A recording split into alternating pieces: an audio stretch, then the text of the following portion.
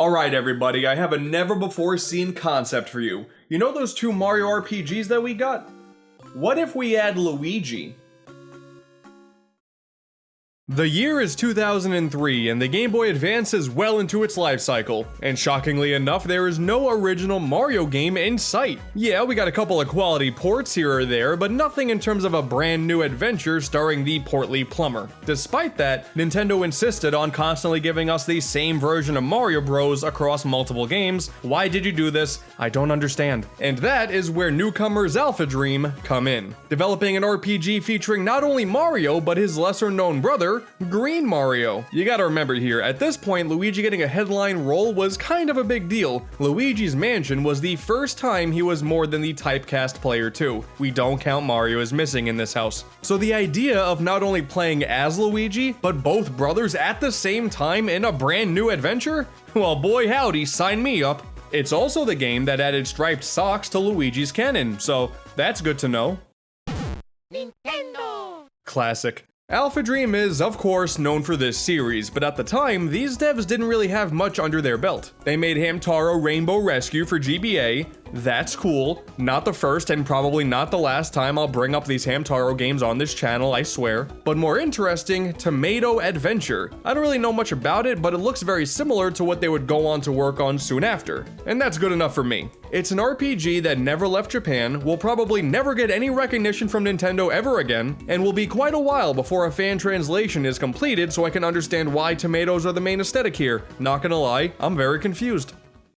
As of late 2019, AlphaDream shut their doors after filing for bankruptcy. Now this doesn't mean that the series is done with, need I remind you, Nintendo owns both Mario and Luigi, but it's definitely the end of an era. This is a very fascinating franchise that I feel doesn't really get talked about all that much. They just happen to be the Mario RPGs that you find on portable consoles, and that's it. 5 games and 2 remakes, that is certainly an impressive lineup, and I figured now is a better time than ever to take a look at what this entire series is all about. Starting off with, of course, Superstar Saga. Does anybody else remember when Nintendo advertised this new sub-series using live-action shots of 2 boys playing around? That was weird. Can't say I don't have a few more questions, but hey, I got the game anyway, so clearly they were onto something. Mario and Luigi Superstar Saga, aka the game where Mario and Luigi dance.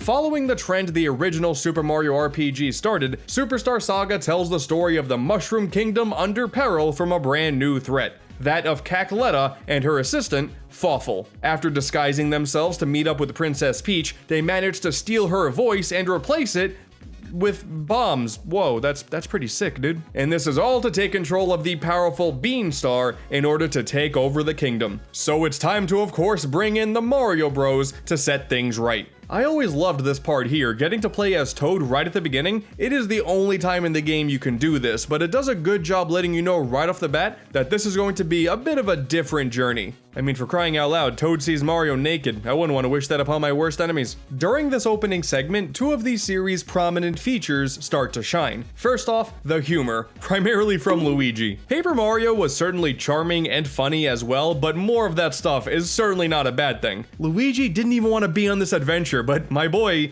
he didn't have a choice. And all of the original designs for the characters too, it's so cool. Whether it be these quirky redesigns of series staple characters, or brand new ones that are very much out there. It's just very pleasant and refreshing to look at. And the bosses in particular are really neat. One of them is like a hermit crab with a Christmas tree shell. Finally, my fantasy fulfilled. And we have all of this on top of exploring a brand new land, the Bean Kingdom. I don't know what compelled the developers to make a land based on beans, but hey, it works. As you progress, the story stays pretty straightforward. A couple hours in, you actually get to encounter Cackletta and the Bean Star. Tackling the main antagonist in a battle that isn't the final one is something the series would go on to do quite often, and it's kinda cool to see. But naturally, of course, that's not the end. Just when you think things are all nice and safe, Fawful takes an injured Bowser and implants him with Cackletta's soul, creating the incredibly disturbing looking Bowletta, another trend this series would work with in the future.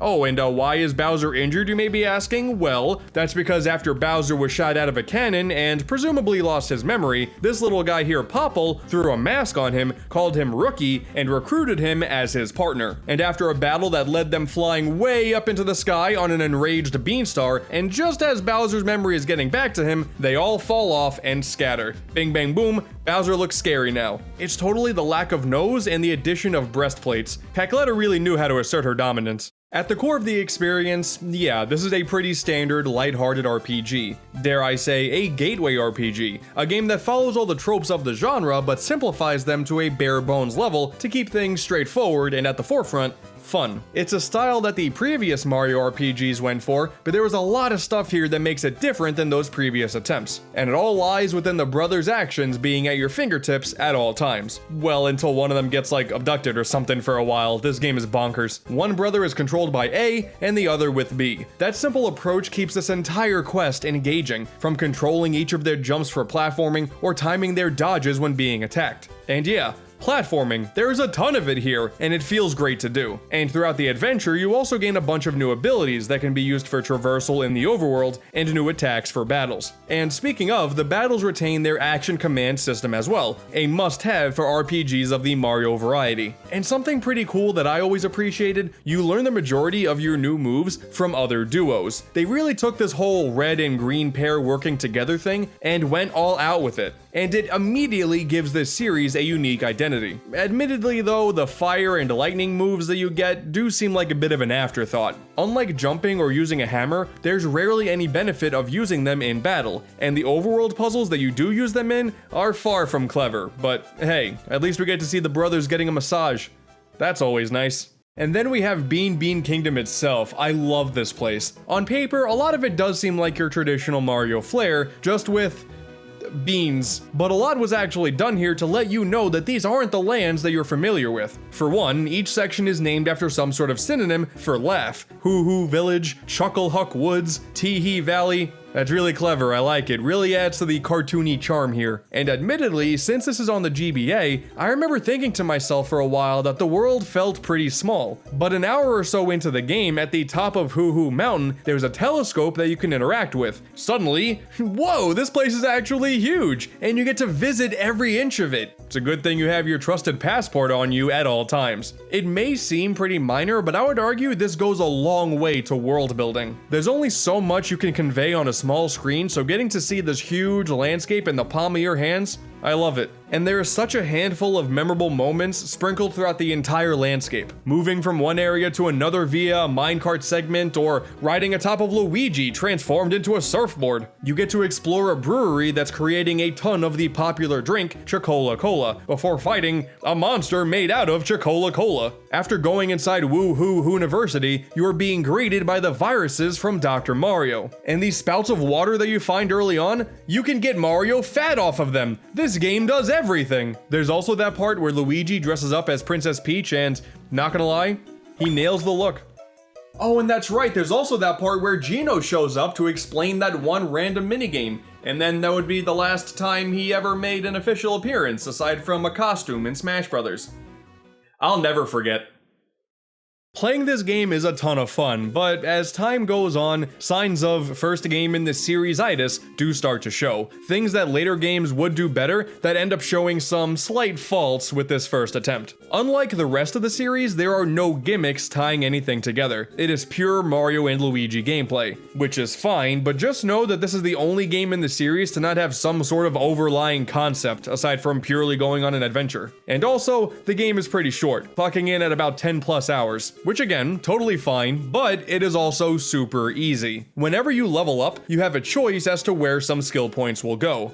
Just keep adding points to attack and this game is a total cakewalk, nobody stands a chance. It's not bad since it's all still a matter of mastering the timing-based moves you have access to, but it's certainly odd to have really no incentive to grow the other stats, unless you wanna just make the game harder for yourself. The stash stat is pretty neat though, raising this grows your chances of critical hits and lowers item prices. Cool. I just don't see any reason to put any extra points into it. Granted, I guess it's not too different than playing Paper Mario and strictly upgrading flower points, but I still feel like you have to strategize around your decision there. Here, whether or not you main the attack stat really just makes the game easier or harder for yourself. That's it. The simplest bosses that took a few tries for me when I was younger don't stand a chance anymore. They go down in like a minute. Honestly, I know these were small complaints, but they're the only ones I have. I love this game to death. I just don't want to come off as biased, okay? Okay, thank you. Regardless of how you lay out your stat points, the end of the adventure is still pretty cool. After all the trials and tribulations you face along your journey, you eventually travel to Bowser's floating castle, rocking that same brick and lava aesthetic that we're all familiar with. And within, you get to fight the returning Koopalings. I always loved this series of fights. While most people remember New Super Mario Bros. Wii as the return of the Koopalings, yeah, this game did it earlier. It's a great use of them too. Each one is presented with a different gimmick rather than being slightly more powerful attack sponges. I am a big fan. The platforming here is really solid too. Bowser's castle in this game is just sweet overall. And then there's the final Cackletta fight. Oh man, the final fight. The initial form is a bit of a pushover if you keep attacking her head on, especially with an all-out attack stat. Holy cow, like 30 seconds is all it took, I swear. But then she inhales you and you get to fight Cackletta's soul. The atmosphere is eerie. The music, heart-pounding. You start with 1 health. Okay, yeah, this is cool and all, but it is also a bit of a problem. While this would definitely set the stage for future epic final fights in the franchise, a common complaint with this game in particular is the difficulty spike with this encounter. And to be honest, it is the reason why I do like to play this game on the self-induced, quote, easy mode. Basically, it's a fight that you can get good at, but the game doesn't properly prepare you for what's in store. Dodging attacks is a lot more difficult, opening up the weak spot takes a decent amount of time, she'll regularly heal herself, and if you screw up and die, you gotta go back and do the fight before it once again. Since I've beaten this game multiple times already, this is a total breeze, but I have heard many stories of people who have played this game for the first time hating this fight, and I can see why. If you are at all familiar with this series, you already know that final battles here are a big deal, and this one, unfortunately, is one of the weaker ones. But hey, with enough perseverance, Cackletta's soul is gone for good. Bowser returns to normal, and before he wakes up, we leave him to fall with the crashing ship. Poor guy didn't know what hit him. With the day saved, the gang ride off into the sunset, wrapping up the first adventure in this new series. At the end of the day, Superstar Saga is a simple, fun, and funny RPG. There's like that one escort mission in the desert that kinda sucks, and there's a fetch quest near the end of the game that does feel like a bit of padding, but they're all relatively minor blemishes, honestly. If anything, that final fetch quest is the only time in the game you're encouraged to explore the entirety of Bean Bean Kingdom, so you can get to the paths that you pass over by going through the main adventure. It is definitely padding, that's just what it is, but I always enjoyed running around to gather fruit, to feed the different colored Yoshis, to spice up their special movie theater. That's just cool. Any place showing a Kirby and Starfy movie has my support 100%. There's a few side quests that you can tackle too, like making a bunch of shirt patterns. Minigames that are mandatory during the adventure have some high score challenges when you return to them, and probably the most famous of all, beans. Back in the Star Beans Cafe, you can take a ton of different beans that you've collected along the journey and assist Professor E. Gadd with making a bunch of different blends to gain some stat points and also obtain some extra prizes. But what's known about this quest isn't what's here, it's what isn't here. Taking a look at the cut content from the game shows that not only were you originally making these blends for E. Gadd, but also for other Nintendo characters. Captain Olimar, Samus, Link, Fox McCloud, the Excitebike Racer. This would have been so cool in the final product. You already get items based on these characters too. It makes their removal seem all the weirder. Sadly, it would be a few more years before we get to see Wario letting his gas loose onto the world. But after all this time, Mario and Luigi Superstar Saga remains one of the most memorable Mario adventures. It is part of the 1-2 punch that made Luigi a character worth caring about, and it is easily one of the finest games the GBA has to offer. Oh yeah, the 3DS version. 14 years later, we were graced with a remake on the much more powerful 3DS, and it's pretty sweet. I wanted to focus on the original release for this video since it holds up so well, but to be honest, this is probably the best way to experience this game nowadays. It looks better, it sounds cleaner, there's a ton of quality of life improvements like full analog control, there's an easier way to swap between all your bros abilities. When you're in battle, the alternate bros moves are now separated from the original ones, which is awesome because now you're not required to remember a few button combos. And you can speed up cutscenes, thank God. There is amiibo support as well, which I mean, it's a thing. We got some neat figures out of it, so that's nice, but the content itself, not too compelling, honestly. The biggest argument against this version is the, quote, lack of charm in the transition to a new console. And trust me, I love me a good pixelated aesthetic as much as the next guy, but damn, this game still looks super good. There are certainly elements that should have been brought over to maintain that original identity, like, why did you change the tree? That was far from the biggest issue about the original game. But when you look at the entire picture, it's really not too much of a downgrade, I feel. And unlike the other 3DS games in this series that opted for 3D worlds, for this remake, it plays on 2D art instead, with much more advanced lighting effects, and it is pure eye candy. This also gives us a smooth 60 FPS too, and man, it is so good to see up close. And even though Cacletta is still relatively tough here, it's like one of the only things in this game that's a 3D model, and that's pretty sick. There's no Geno anymore though, that kinda sucks. And those movie posters that I mentioned earlier got changed to more fitting art for the series, which I guess is understandable. I still want a Starfy movie though. And this game also doesn't support 3D, I know, contain your tears. In general though, the pros definitely outweigh the cons. Just don't play that new Bowser's Minions mode. Wow, it's so bad. It provides more story details to show you what's happening when Mario and Luigi are off somewhere else, and that's kinda neat, but oh man, is this ever the most boring thing I've ever done in my life. It's like the squad building thing of a bunch of the game's enemies, and as a commander, you issue orders to your group, and on paper, sounds pretty cool, kinda sounds like Pikmin, but in practice, oh man, there is so much time that goes by with you barely doing anything. I can't imagine a single instance where this isn't the worst thing ever. You often literally do nothing. This is insulting. This beans war. I genuinely appreciate the effort to add something new here, I do, but I would argue the core game is so strong, this shoehorned side mode simply wasn't necessary. At the end of the day, it is nice having all of these games in this series now playable on 3DS. I love that Game Boy Advance version, I have so much nostalgia for it, but it's really cool being able to now have everything under one roof. That makes this remake worth it for that alone. Yeah, you're gonna want to remember I said that for the future.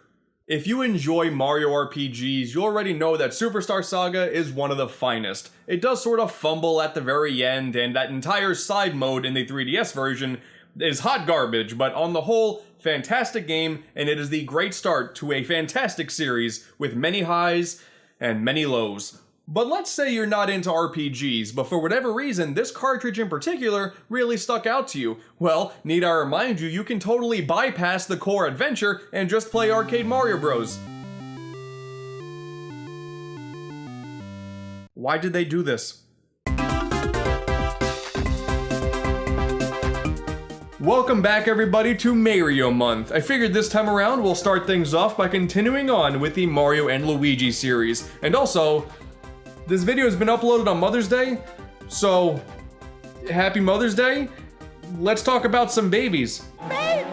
Mario and Luigi Superstar Saga was such a damn good game. We already had a couple of RPGs in the Mario universe at the time, but hey, you make a new land to explore, you give Luigi a spotlight tied with a unique control scheme, and essentially make it the portable equivalent to the console Paper Marios, and we got something really special. I still love this game, and it holds up incredibly well, and looking back, you know, we got a successful Mario game. Where are the sequels? That's obviously gonna happen. That's obviously gonna happen. E3 2005. This is actually the first time I ever knew there was an annual event where a ton of new games were getting revealed. At the time, I kinda thought that they just happened. This was the year Nintendo unveiled the Revolution. That was enough clickbait to get me interested at the time. And it turns out, yeah, they announced a bunch of stuff that year. And what's that? A new Mario and Luigi game on the DS? And I get to see the game in motion months before it releases? This was an entirely new concept for me back then. Game announcements have excited me to no end ever since. And thusly, the game was mine that upcoming Christmas, alongside Mario Party 7, Mario Tennis Power Tour, and Ed, Ed, and Eddy, The Misadventures. I am bringing that game up more than I ever thought I would. Mario and Luigi, Partners in Time, the first foray onto the Nintendo DS, and that one game featuring lead speak Hammer Bros for some reason. The Baby Mario Bros are a main selling point here. We got time travel now, that's pretty cool. This is surely something that a commercial featuring guys learning to take care of babies could really help get people excited about what's to come. This one is often considered to be the forgotten game in the series. It didn't get a 3DS remake like games 1 and 3 did. It's just not really that talked about in general. And even when you look at the box art, outside of the original game, outside of Japan, this doesn't do the white background with both Mario and Luigi popping out of the logo. This is just good art, which is fine, but it sticks out like a sore thumb. As a result, I wanted to get to the bottom as to why this is the forgotten game in the series. Some people seem to really love it, some people seem to be indifferent to it. What are my thoughts? It's a Mario and Luigi RPG, alright? Nintendo! Oh, it's good to be back. Man, this title screen is such a nostalgia trip. 2 screens, man, this is so cool. Showing direct footage doesn't really do it justice. They purposefully spaced out their graphics with the screen gap in mind, so it ends up feeling like one big screen instead of 2 separate ones. Yoshi's Island DS did the same thing. I don't know, man, this is one of the coolest things DS games could do in my opinion. Alright, so once again, we're dealing with time travel here. Things can be a little bit fishy, but let's give explaining the story a shot. We start off back in Peach's castle in the past, where Baby Bowser is trying to steal Baby Peach, and the Baby Mario Bros go to stop him. They've really been doing this forever. Before long, the castle gets invaded by an army of alien ships, forcing everybody to flee. Meanwhile, in the modern era, we learn that Professor E. Gadd created a time machine, and Princess Peach, along with a couple of toads, used it to travel back to the past. And would you look at that, it's just about time for the ship to return to the proper time period. Oh, Princess, you don't look so good. After dealing with the alien menace, a time portal pops up out of nowhere in the castle's courtyard. The brothers dive on in, purely by choice, bringing them to the past as well, in the middle of another alien invasion. So yeah, the main villains this time are an alien race, the Shroobs. Not as creative as Bean People, I'm gonna be honest, but hey, it gets the job done. Little purple toad-like things, sure, they're more adorable than evil in my opinion. I wanna just give them a good old pat on the head, but hey, we can make this work. Before long, since everybody is now in the same time period, both sets of brothers finally get to meet up for the first time and all board the Koopa Cruiser for safety. Barring the time both Marios were playing golf for some reason. We didn't ask questions back then, that just happened. Well, the escape plan fails to no one's surprise. They crash land into Bowser's castle, and from that point on, it's a quest to figure out just what the heck is going on with these new alien creatures. We gotta put back together the Cobalt Star, the power source for the time machine, and of course, save the princess, all the while seeing just the most adorable interactions between brothers and baby brothers I could ever imagine. Mario, Luigi! Oh, and yeah, Stuffwell. We have a new helper character now, and he's a suitcase, which is kind of cute, and he's just there, honestly. Realistically, this could have just been a slideshow of the interactions between the Mario Bros and the Baby Mario Bros, and we would have had a 10 out of 10 on our hands. I know time travel logic says you really shouldn't mess with yourself in a different time period, but I don't care, man. This is totally worth it. Aw, look at Luigi sharing a cookie with baby Luigi. This is the cutest thing I've ever seen. Ah, I love it. I love it. I just love it. One of the main claims to fame for Partners in Time that you will hear from many people's opinions is that the plot is a lot darker than you would expect. Like, early on, we see a toad strapped to a tree have its life energy sucked out of it, and then it turns into an actual mushroom. What have I gotten myself into here? But if I'm totally honest, on the whole, I don't know, man. It's not a bad story, but I definitely wouldn't say it's all that dark. If anything, it's just more moody than ever. The color palette is a lot more toned down. Same thing goes for the music. And the whole purpose of the Shroobs is to simply destroy the Mushroom Kingdom. I get it. But that being said, some of the bosses standing in our way are a caterpillar trying to get a drink of juice and a chubby Shroob holding a lollipop. This does not scream dark and foreboding to me. Wacky antics are a major staple of the Mario and Luigi series, and while it may not be as prominent as the last game, there are definitely some moments of kooky goodness to be found here. Look at this. Baby Mario got fat. Overall, the story is still pretty straightforward. However, in this instance, it's almost to this game's detriment. Once you get the ball rolling, not much really happens. That alien threat is constantly looming over your head, and aside from the introduction of their leader, Princess Shroob, the entire point of the adventure is to simply repair the Cobalt Star, whose pieces have been scattered randomly across the land like they're Dragon Balls. Until the near end of the game, that is pretty much the only plot point that is dragging you along. You just kinda deal with some random alien shenanigans along the way. The menace of the Shroobs can be interesting, but the plot itself isn't. The developers definitely seemed more focused on simply wanting you in control of the bros and baby bros rather than tell a compelling story. Whether or not that matters to you is entirely subjective. This is a Mario game after all, you may not care about the story, but I will take anything we could possibly do to prevent baby Peach from crying ever again. It's the worst. It's genuinely the worst thing I've ever heard in my life. Oh my god, please make it stop. On a gameplay front, well, this is certainly a direct sequel to Superstar Saga, alright? You run around, explore, solve some puzzles in the overworld, and you have the tried and true action turn-based combat for the battles. And just based on that alone, the game is still really fun. AlphaDream figured out a formula that works, and for the most part, the gameplay is still really solid. There are a few big differences though, two of which being pretty small. Ha! Alongside Mario and Green Mario, we have Baby Mario and Baby Green Mario joining the fray, finally putting the spotlight on the young Luigi after Yoshi's Island. You know, at least one person asked for this. And for a bulk of the adventure, you're in control of all four at once. Similar to how the previous game took advantage of the GBA's 2 face buttons, Partners in Time takes advantage of the DS's 4 face buttons. Now, you don't necessarily operate all 4 of them at the same time at all times, rather the babies often act as a boost to things that you otherwise couldn't do, accessing areas that are too high to reach normally, combining powers to deal stronger damage, stuff like that. You also now have access to a new slew of Bros items for your special moves, which replaces the typical special move stat that we had in the last game. I appreciate the change, but it actually makes it really easy to cheese the stronger enemies here. All it takes to use these moves endlessly is to just purchase them, and that's not a hard thing to do, you get plenty of cash. Overall, it's a harder game than Superstar Saga, however, the enemies are still pretty easy to take down if you pile on the items. Also, if you're willing to risk early stage carpal tunnel, that is a possibility as well. Splitting up the group is also a major focus of the exploration, where you switch up which pair of brothers you get to play as at the push of a button. It usually just results in needing to hit a switch as the babies so the older brothers can progress. It really doesn't get that much deeper than that, honestly. It also doesn't take long for this to feel like a pretty forced gimmick. Having the babies around is a cool idea, but aside from doing slightly stronger damage, they don't really add that much to the overall experience.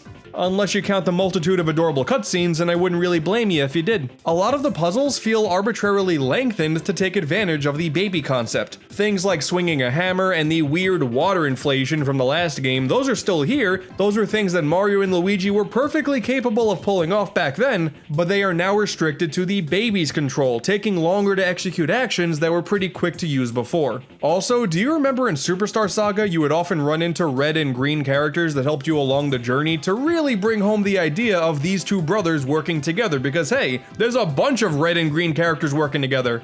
Well, aside from traveling back to Yoshi's Island, one enemy in the late game, and one battle against both forms of Bowser, they're kinda just there for the ride. It's not necessarily a bad mechanic, it just feels like a time-consuming way for Nintendo to remind us that hey, we're finally working with 4 buttons and 2 screens here.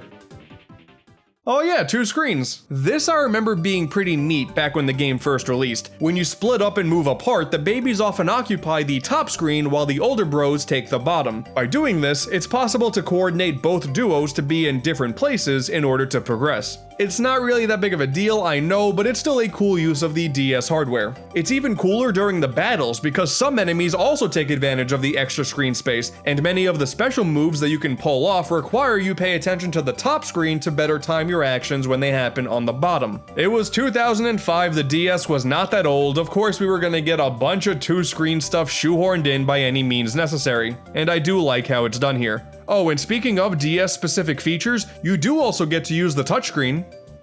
Once. Whoa, Nintendo, you gotta slow down.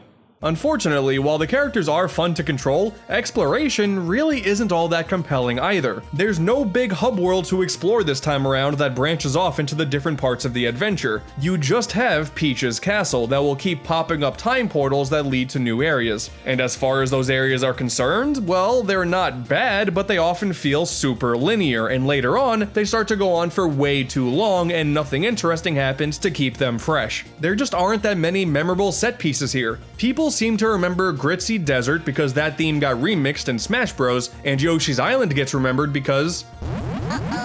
Ooh, big boy. This section is definitely the best part of the game in my opinion. We're talking about Mario and time travel here. Not including Yoshi's Island would have been criminal. The fact they didn't overload this level with references to that game is honestly pretty upsetting. At least Paper Mario did it right with a pseudo-return boss fight. Also, you get to explore the insides of a giant Yoshi, and that's just kinda cool. Clearly, AlphaDream had a really big interest in this. The rest of the areas here are simply a means to an end. They get the job done, but they're overall pretty forgettable. If I bring up the Vin Factory, you may have a blurry image pop up in your head. You might remember what I'm talking about. And if I bring up the Lead Speed Camera Bros from the Vin Factory, then yeah, there's no forgetting that. No matter how many times I try to forget, these two just won't go away. And on top of everything else, there isn't much side content to go for either. There are once again beans to collect and you can exchange them for items.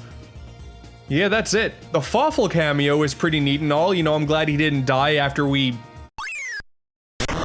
blew him up, but this is the only option for something to do when you're not focusing on the story, and you can beat the game just fine without ever messing with it. There are a couple of minigames along the adventure that you have the option to replay, but let's be honest, that doesn't amount to a whole lot.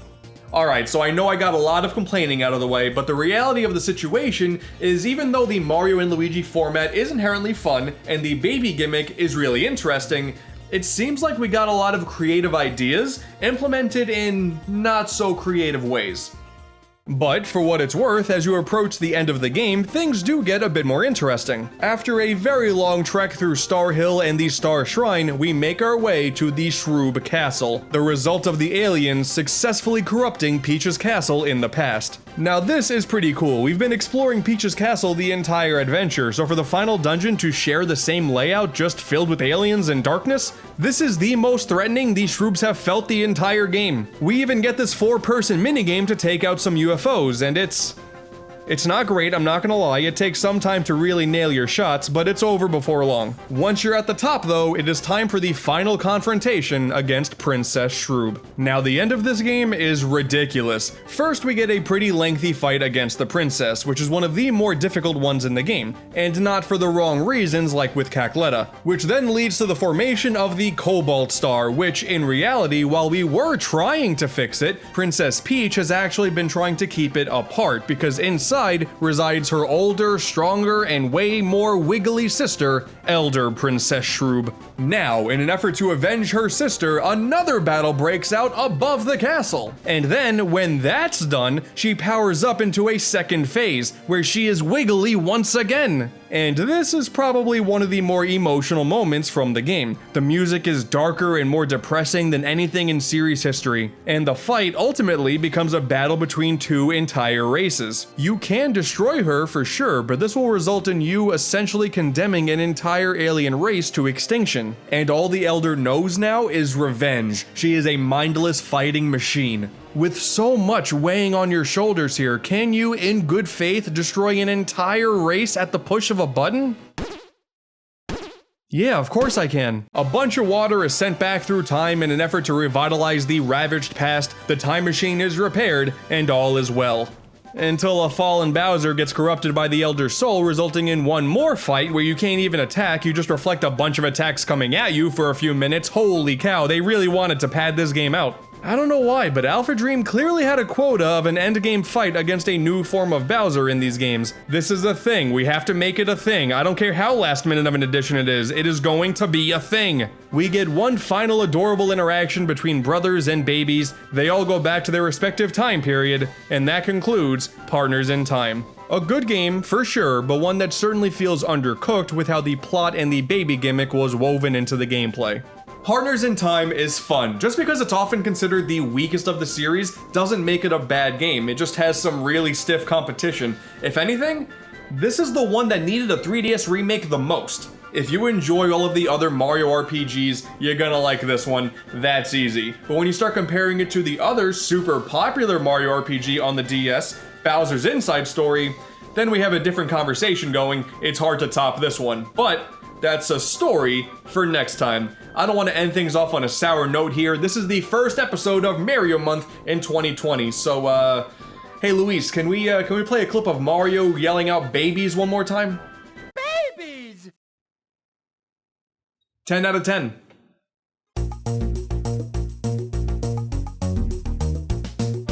Now that we are 2 games into this series, it is safe to say that Nintendo has something really special on their hands. Mario and Luigi Superstar Saga set an awesome precedent for a memorable Mario RPG that you can take on the go. And while Partners in Time often gets saddled with a meh status nowadays, it was still a really solid follow-up and a novel use of the DS's 2 screens. Not the touchscreen though. That part sucked. That one went for a darker tone, which was admirable, but I just don't think they went far enough with it. It was still a fun ride though, you know, aside from Baby Peach crying a lot.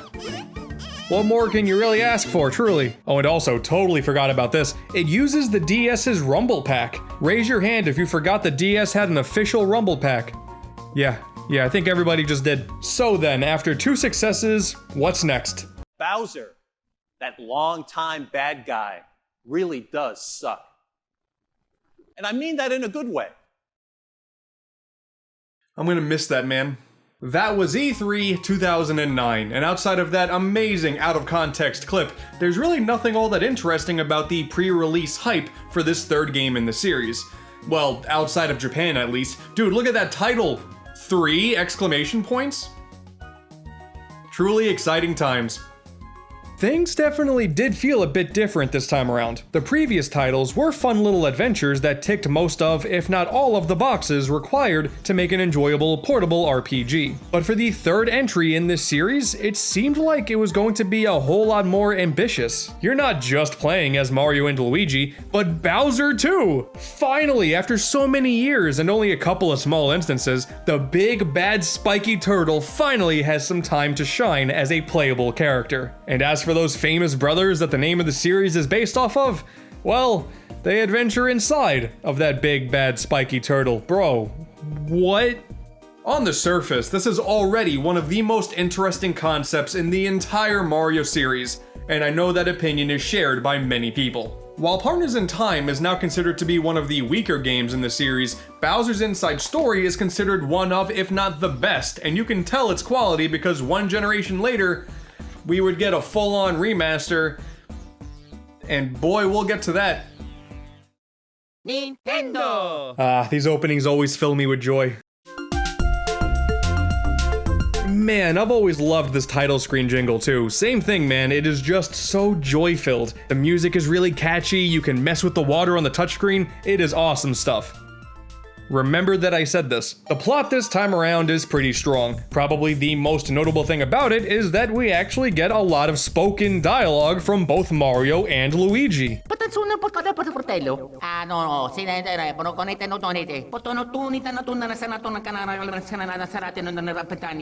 And it is absolutely incredible. But fine, the actual story itself. Uh-oh.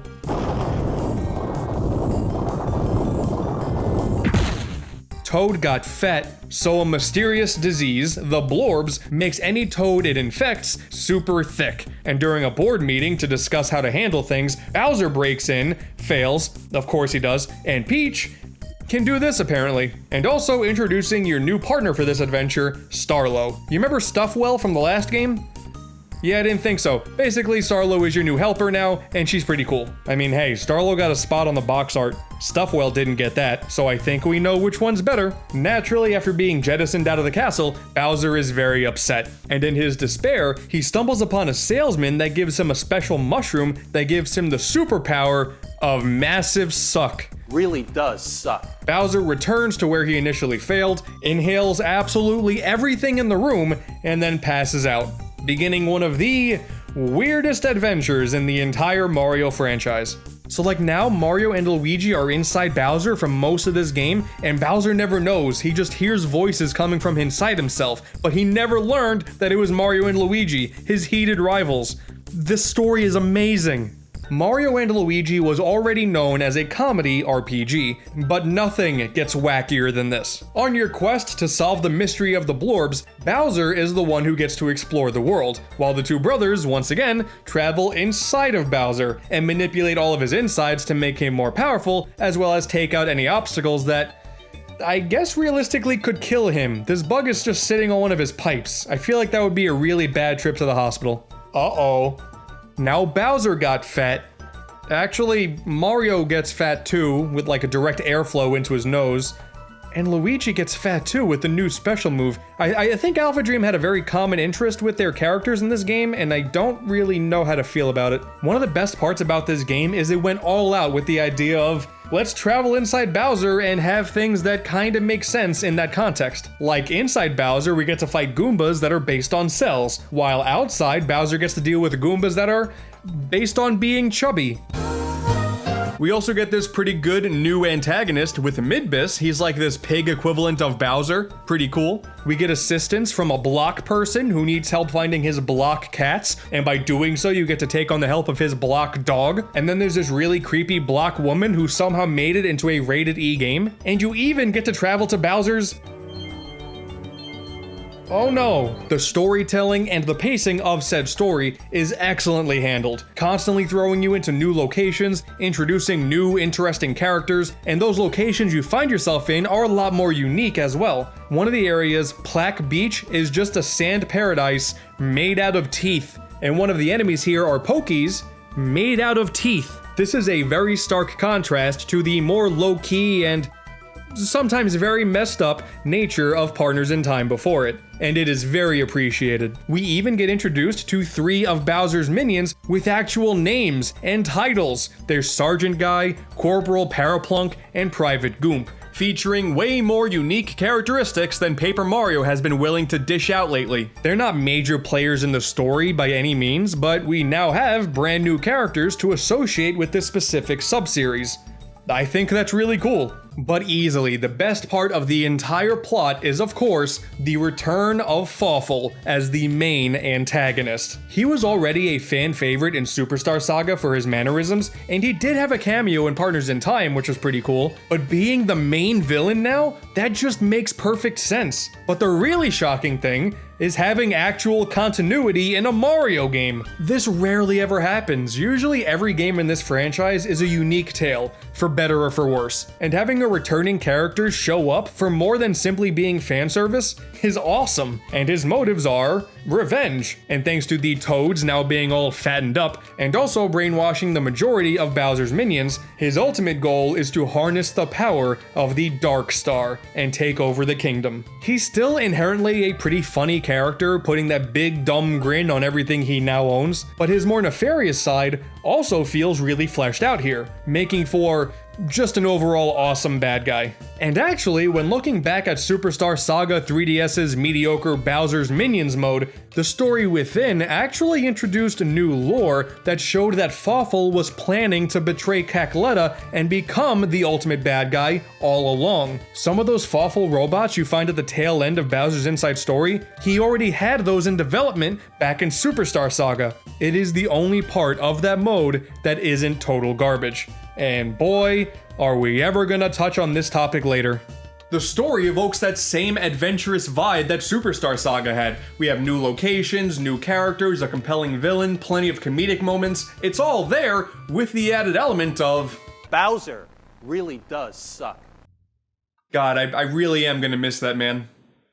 Rather than trying to be an upgrade to the playstyle that the previous 2 games had, Bowser's Inside Story strives to follow the same vibe while also making things feel very different. Like for Mario and Luigi, their segments play out as side-scrollers. That same level of exploration is still there, occasionally throwing in some platforming, as well as running into plenty of battles featuring the same tried-and-true battle system that we're used to. But the main difference is in the perspective, as well as the aesthetics, really making this feel totally totally unique. There's a bunch of minigames that pop up from time to time as well as ways to improve Bowser's abilities, and none of them feel forced or out of place. Some of them use the touchscreen, and they are a much better use than the one scenario where you used it in Partners in Time. They are perfectly, for lack of a better word, digestible. And there's also a sweet music track that plays alongside them. I love them so much. It ramps up as you get near the end of the minigame, and it's so good. And not only that, but they're also a great use of the two-screen setup as well. Actions from the brothers on the bottom screen affect Bowser in the top screen.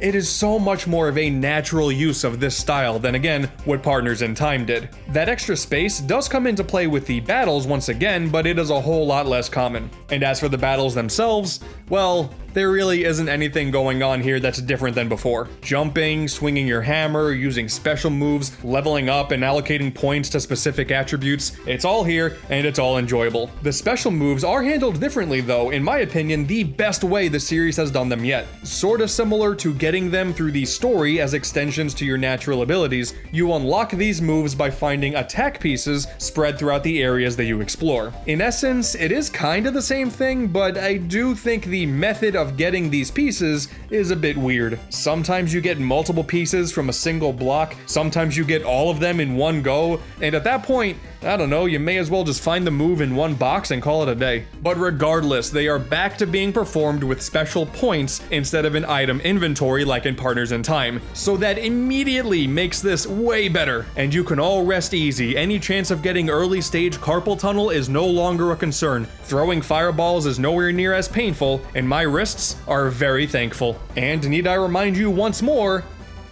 Luigi gets fat, but then we have the star of the show, Bowser. Now this is where you get to explore all of the nooks and crannies of the Mushroom Kingdom in a totally different way. You can throw heavy punches, breathe fire, roll into a spiky ball of doom and move about your leisure, even climbing walls. It's awesome. It may be slower, but he is a very satisfying character to play as. And it's the same thing for when you're battling as him. These play out basically the same, but there are very different ways to approach attacking and defending. Those punches you can pull off, oh, they feel so damn powerful, dude. It's awesome. This battle system is great. You even have the option to inhale your enemies during these. Sometimes it simply affects the tide of battle, but sometimes you bring an enemy inside of Bowser for the bros to take down, which is such a smart use of an absolutely insane idea. And as for the special moves for Bowser, these utilize groups of minions that you free from their cages throughout the adventure. I'm not really sure why you get a special move from only hitting one of these boxes here and multiple inside of Bowser, but here we are. And all of these moves actually use the touchscreen, and I don't know about you, but I do love me some sporadic touch controls in my DS games, even if it's an RPG where no one asked for it. These moves are very satisfying to pull off. They deal a lot of damage too, so it's really a win-win all around. Look at this big old clump of Goombas. I don't know, man, I just think that's pretty funny. I want my own clump of Goombas. This combination of the slower, more powerful style of Bowser perfectly contrasts the slightly quicker, more acrobatic style of Mario and Luigi. And near the end of the adventure, you do actually get to explore the Mushroom Kingdom as the bros proper, which lets you get into a bunch of secrets that you've stumbled across along the way that you couldn't access with Bowser. So really, all of the bases are covered here. This would also be the first time in the series we get introduced to a special battle gimmick. A few times throughout the story, Bowser gets really big. AlphaDream really couldn't handle themselves, and I for one am uncomfortable. You turn your DS sideways, and now we get to take part in a massive gimmick battle. And these are just alright, in my opinion. All of the options you have available to you are so easy to pull off, and none of it really requires any strategy. It's definitely cool visually, and when it comes to having memorable moments, here we are, Bowser's fighting a building, but gameplay-wise, this offers very little substance. This would, however, start a trend of gimmick battles that the following two games would implement as well, so all things considered, on their first attempt here, it's fine. Nothing all that great, but it's fine. But in some really good news, unlike Partners in Time, we have substantial side quests to go for as well. Minigame score challenges, completing puzzles, boss gauntlets that lead to a hidden boss fight, beans. Again, there's even an entirely optional boss fight with some Shroobs. It turns out that some of them were actually frozen in Bowser's castle after the events of the last game. Dude, I still can't believe the continuity this game is sticking to. That's so cool. I went and fought them before doing the final boss, so they were a total cakewalk, so that battle didn't really last more than like 20 seconds or so, but still, it's pretty cool. All of these things combined, this is just all awesome. Partners in Time felt like a stripped down adventure with nothing else to really distract yourself with. But Bowser's Inside Story is not only way more fleshed out, but there is a ton of side stuff to do as well. Ultimately, this is why Bowser's Inside Story is so good and Partners in Time kinda falls flat. They both have very interesting concepts, but while Partners in Time never really reaches its full potential, Bowser's Inside Story takes an absolutely ridiculous idea and goes far beyond anything you could possibly anticipate with you going through the insides of Bowser. What are we doing here? I'm sorry, I just can't believe someone at Nintendo was like, we should put Mario and Luigi inside of Bowser, and then it became one of the best RPGs in the franchise. I can't believe that's reality. I gotta give a special mention to the game's overall presentation because man, the art style and the soundtrack are so damn good. This might come off as hyperbole, but in my opinion, this is one of the best looking sprite-based Mario games ever created, and the music is absolutely incredible, some of Yoko Shimomura's best work by far. And it's not even like the sprite work is simply really good and that's it, but every character in this game is so expressive and full of energy, and the use of the dark outlines makes everything pop out so well, whether you're playing it on a real DS or looking at direct capture footage. It all looks great. This is all I really want when it comes to my Mario RPGs. Personality. Like, easily, this is my favorite interpretation of Bowser ever. I love the more jokey side that we get with games like this and Thousand Year Door, and while sometimes Bowser can be this threatening menace who is Mario's main rival for a reason, sometimes he can also just be a big ol' lovable meatball, and his design here and his mannerisms complement that perfectly. Again, remember I'm saying these things. And now it's time to approach the final moments of the adventure. On Mario and Luigi's quest to create the miracle cure that solves the Blorb crisis, Fawful and Midbis managed to awaken the Dark Star, infecting Bowser in the process. This was all done so the star can absorb Bowser's DNA and replicate his body. And despite the Mario Bros' best efforts, it succeeds. And to make matters even worse, once Dark Fawful is dealt with, because he turns dark and subsequently kinda scary looking, he turns into, oh god, a weird spider thing. Gross. But with their powers combined, Dark Bowser is complete. It does seem kinda cliche to simply have a darker form of Bowser as the final boss. I mean, hell, we already got this in the previous 2 games, but the build up to it all, witnessing the corruption of Fawful, getting to see how threatening the Dark Star can actually be, it is, in my opinion, the best implementation of this idea yet. It all takes place in a corrupted version of Peach's castle as well. Again, an idea that we just saw in the last game, but I think it is handled way better here. Everything has been Fawfulized. Those smiles are all terrifying. And then, yes, of course, we have the final battle against Dark Bowser. You know, it's only like the most defining moment in the entire franchise. Honestly, it's kind of perfect. The location high up in the castle is great. The music is unnaturally fantastic. Like, holy cow, I did not think a game like this would have music this epic, but here we are. Pitting Bowser essentially against himself makes for a really engaging boss fight, and then by inhaling the Dark Star bug from it, Mario and Luigi get involved as well, doing battle with Fawful once again, in his much more twisted spider state. There is so much going on here that is just so damn good, and unlike the difficulty spike that we have with Cackletta, or with how long it takes to deal with Princess Shroob, this battle with Dark Bowser and Dark Fawful, it's handled perfectly. Once you take out Dark Bowser for good, Fawful has one more trick up his sleeve, blowing himself up from within Bowser to bring everyone out with him. Instead, this just gets everybody finally out of Bowser's body for good, and peace has been restored to the lands. For everybody except Bowser, who finally sees that it was Mario and Luigi within him the entire time. And oh, he's not very happy about it, so now he's gotta do what he's gotta do. Mario, Luigi, and Bowser all do one more battle as the credits begin to roll. And it looks like Bowser lost said battle. All is right with the world. But hey, the princess sends over a cake to make up for that, or something. I don't know, the main hero of the game gets brutalized and then that's the happy ending. What a way to go out. Maybe it sounds like I'm exaggerating here, but this game is as close to a perfect Mario RPG that you could possibly get. Bowser's Inside Story walks that fine line of cartoony humor and serious overtones so damn well, without either of them ever feeling forced. The art style is fantastic, the music is so good, the combat is super satisfying, maybe some of the later battles go on for a bit too long, but that's pretty minor in the grand scheme of things. This is kind of the perfect Mario RPG. I know people tend to give that title to Thousand Year Door, and that's totally fair. Both of these games overwhelmingly succeed in the tone, atmosphere, and all of the mechanics they set out to achieve. They are both, in my opinion, the best that these two series have to offer. With this game, the Mario and Luigi series transcends being that portable equivalent to the console Paper Mario games and becomes a franchise that is worth keeping your eyes on. And then they released a remaster like 10 years later to a resounding... why? Okay, so Superstar Saga getting a 3DS version made total sense in my opinion. People were super nostalgic for it, you couldn't play the game on that console, there were plenty of quality of life changes that needed to be addressed as well, and I mean, yeah, some people aren't all that keen on the art style, but overall, I think it's a great way to experience that game. But you can already play Bowser's Inside Story on a 3DS due to the backwards compatibility. Who was asking for this? I already went over this in the entire video, but that game was already damn near perfect. Partners in Time is the one that needed fixing, but okay, here we are, Bowser's Inside Story plus Bowser Jr.'s Journey. Great. You know that bad Bowser's Minion side game from that last remaster? Well, we got a sequel to it here. And it's still not good.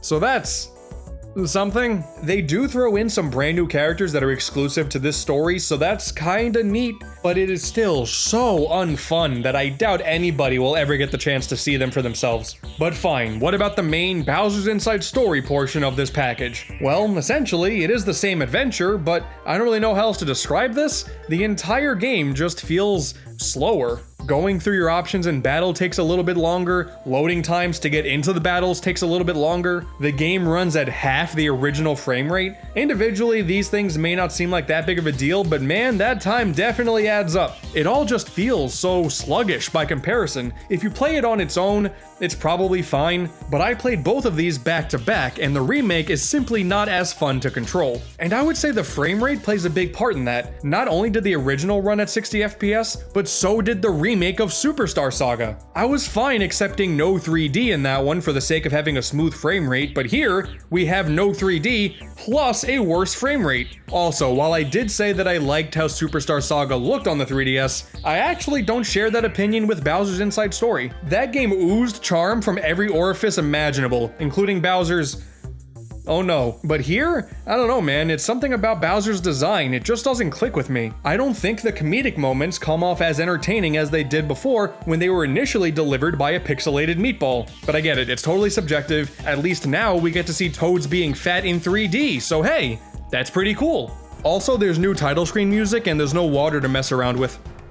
How dare you!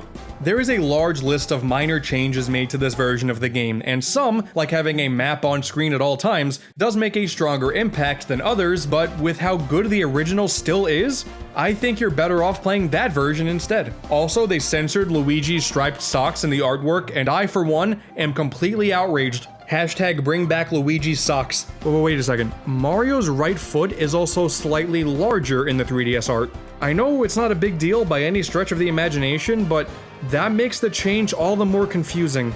Oh, I'll get to the bottom of this one day, you have my word. From what I can gather, people seem to share my opinions here. Bowser's Inside Story for the DS was a massive success, one of, if not the, best-selling RPG in the Mario franchise. Bowser's Inside Story plus Bowser Jr.'s Journey for the 3DS is one of the worst-selling games in the entire Mario franchise, right alongside Mario's Tennis on Virtual Boy. My god, that game had Donkey Kong Jr. in it. I don't know how that one didn't sell well. It is crazy to me that essentially the same game breaks two different sales records on completely opposite sides of the spectrum. Regardless of the poor sales, it's not a bad game, but definitely an unnecessary one. It's still good because the original is also still good. Before its release, AlphaDream stated that they remade Bowser's Inside Story instead of Partners in Time because they wanted to remake the best received title in the series, and they also wanted to further explore the parent-child dynamic of Bowser and Bowser Jr., which we got in Bowser Jr.'s Journey. Boy, When I hate to tell them that is literally one of the plot points of Partners in Time. They also wanted to maintain the dual screen elements of the DS, which is why they opted to make this for the 3DS instead of the Switch. Even though a lot of these things could have probably been implemented down into one screen just fine. Now, I don't know about you, but those reasons, or some could say excuses, seem a bit weird. The sales were bad, the existence of the game simply confused people, the answers the developers gave to the questions just seemed very, very weird. Honestly, that combined with the average reviews that their last original game, Paper Jam, got, which we'll get to in the future, don't worry, it honestly didn't really come as much of a surprise to me that soon after Bowser's Inside Story on 3DS released, AlphaDream would file for bankruptcy. They made a lot of weird decisions.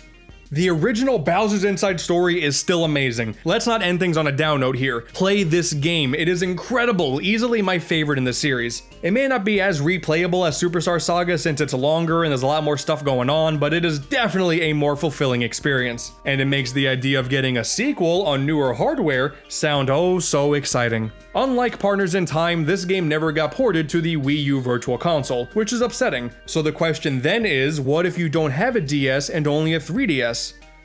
Then yeah, still play the original, it works in a 3DS just fine. What are you doing? Why was there a 3DS version? So with all that being said, next up on the pipeline is Mario and Luigi Dream Team, a game that heavily focuses on Luigi, so I'm going to take this time to practice my Luigi impersonation. I have a line that I want to practice with real quick, let me go ahead and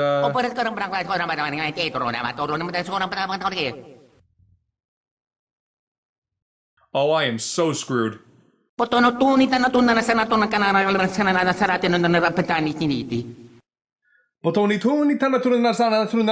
can't do it. I can't do it. I've been trying for 2 months. I can't do it. I have been waiting a very long time to ask you all a very specific question. Do you remember the year of Luigi?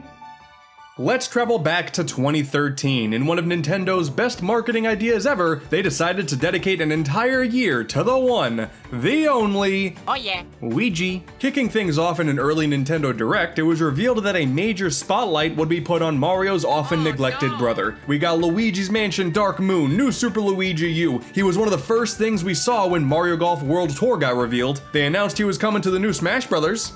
You know, as if that wasn't gonna happen. Hell yeah, dude, that's so hype. And of course, Dr. Luigi. How could anybody forget about Dr. Luigi? Yeah, me. I totally forgot about Dr. Luigi.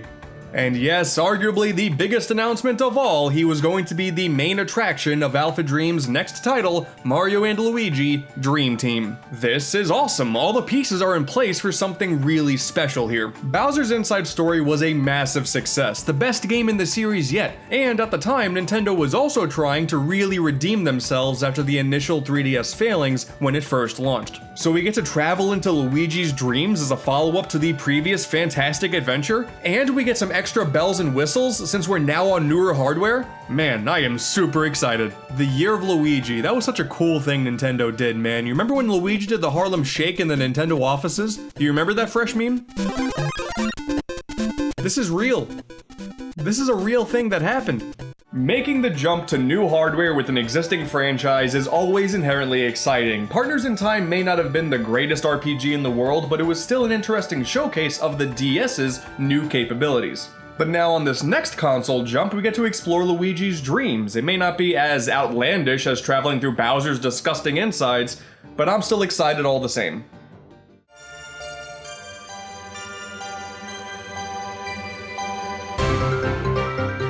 Oh yeah, this is a pretty cool title screen. The music is so bright and peppy, we can mess with Luigi on the touchscreen as he makes these little moaning noises.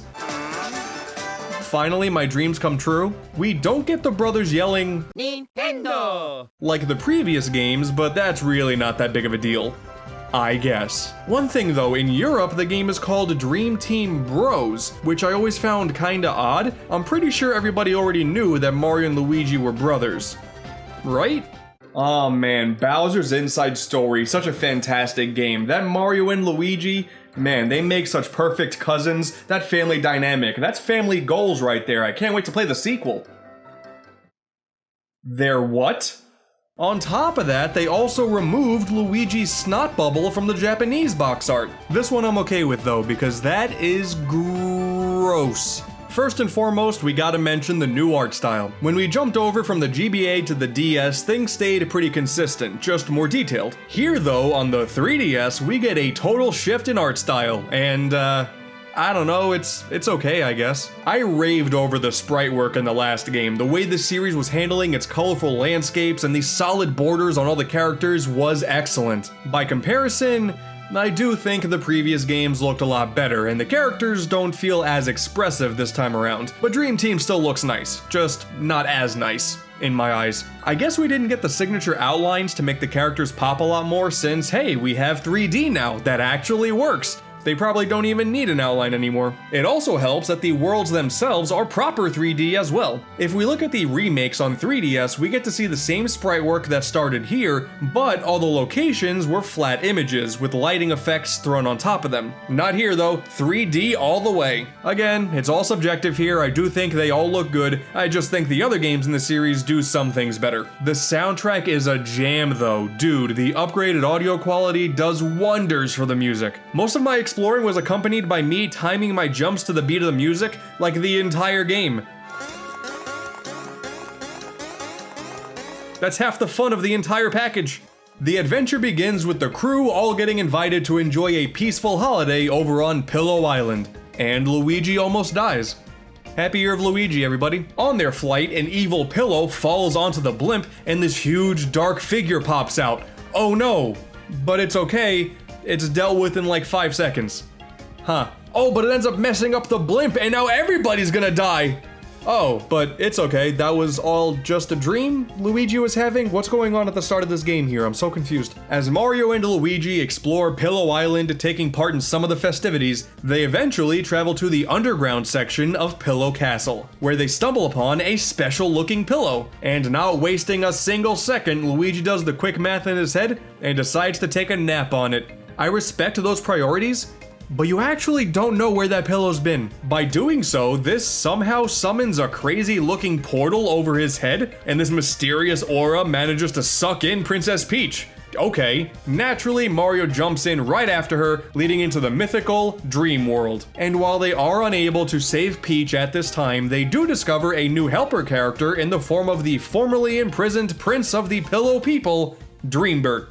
He's a big old dork. And from there, the adventure to save Peach, rescue the remaining Pillow People scattered throughout the lands, and solve the mysteries of that shadow creature as you explore all of Pillow Island, as well as their respective dream worlds, begins. Soon after, we also learn of the Dreamstone and the Darkstone, artifacts made up of people's happy dreams and scary nightmares, respectively. And both have the ability to grant its users wishes. So, there you go. There's the motivation. But yeah, that's basically the entire plot. And honestly, it's a bit underwhelming in my opinion. Bowser eventually shows his face and teams up with that shadow creature, whose name is Antasma, by the way, which is kind of a neat dynamic, I guess, but it's also hard for me to take Bowser as a serious threat in a Mario and Luigi game after seeing him get fat in the last one. It's almost as if, despite bringing back a bunch of characters, it's kinda like the last adventure never happened. A true shame because that last game handled continuity with Fawful so well.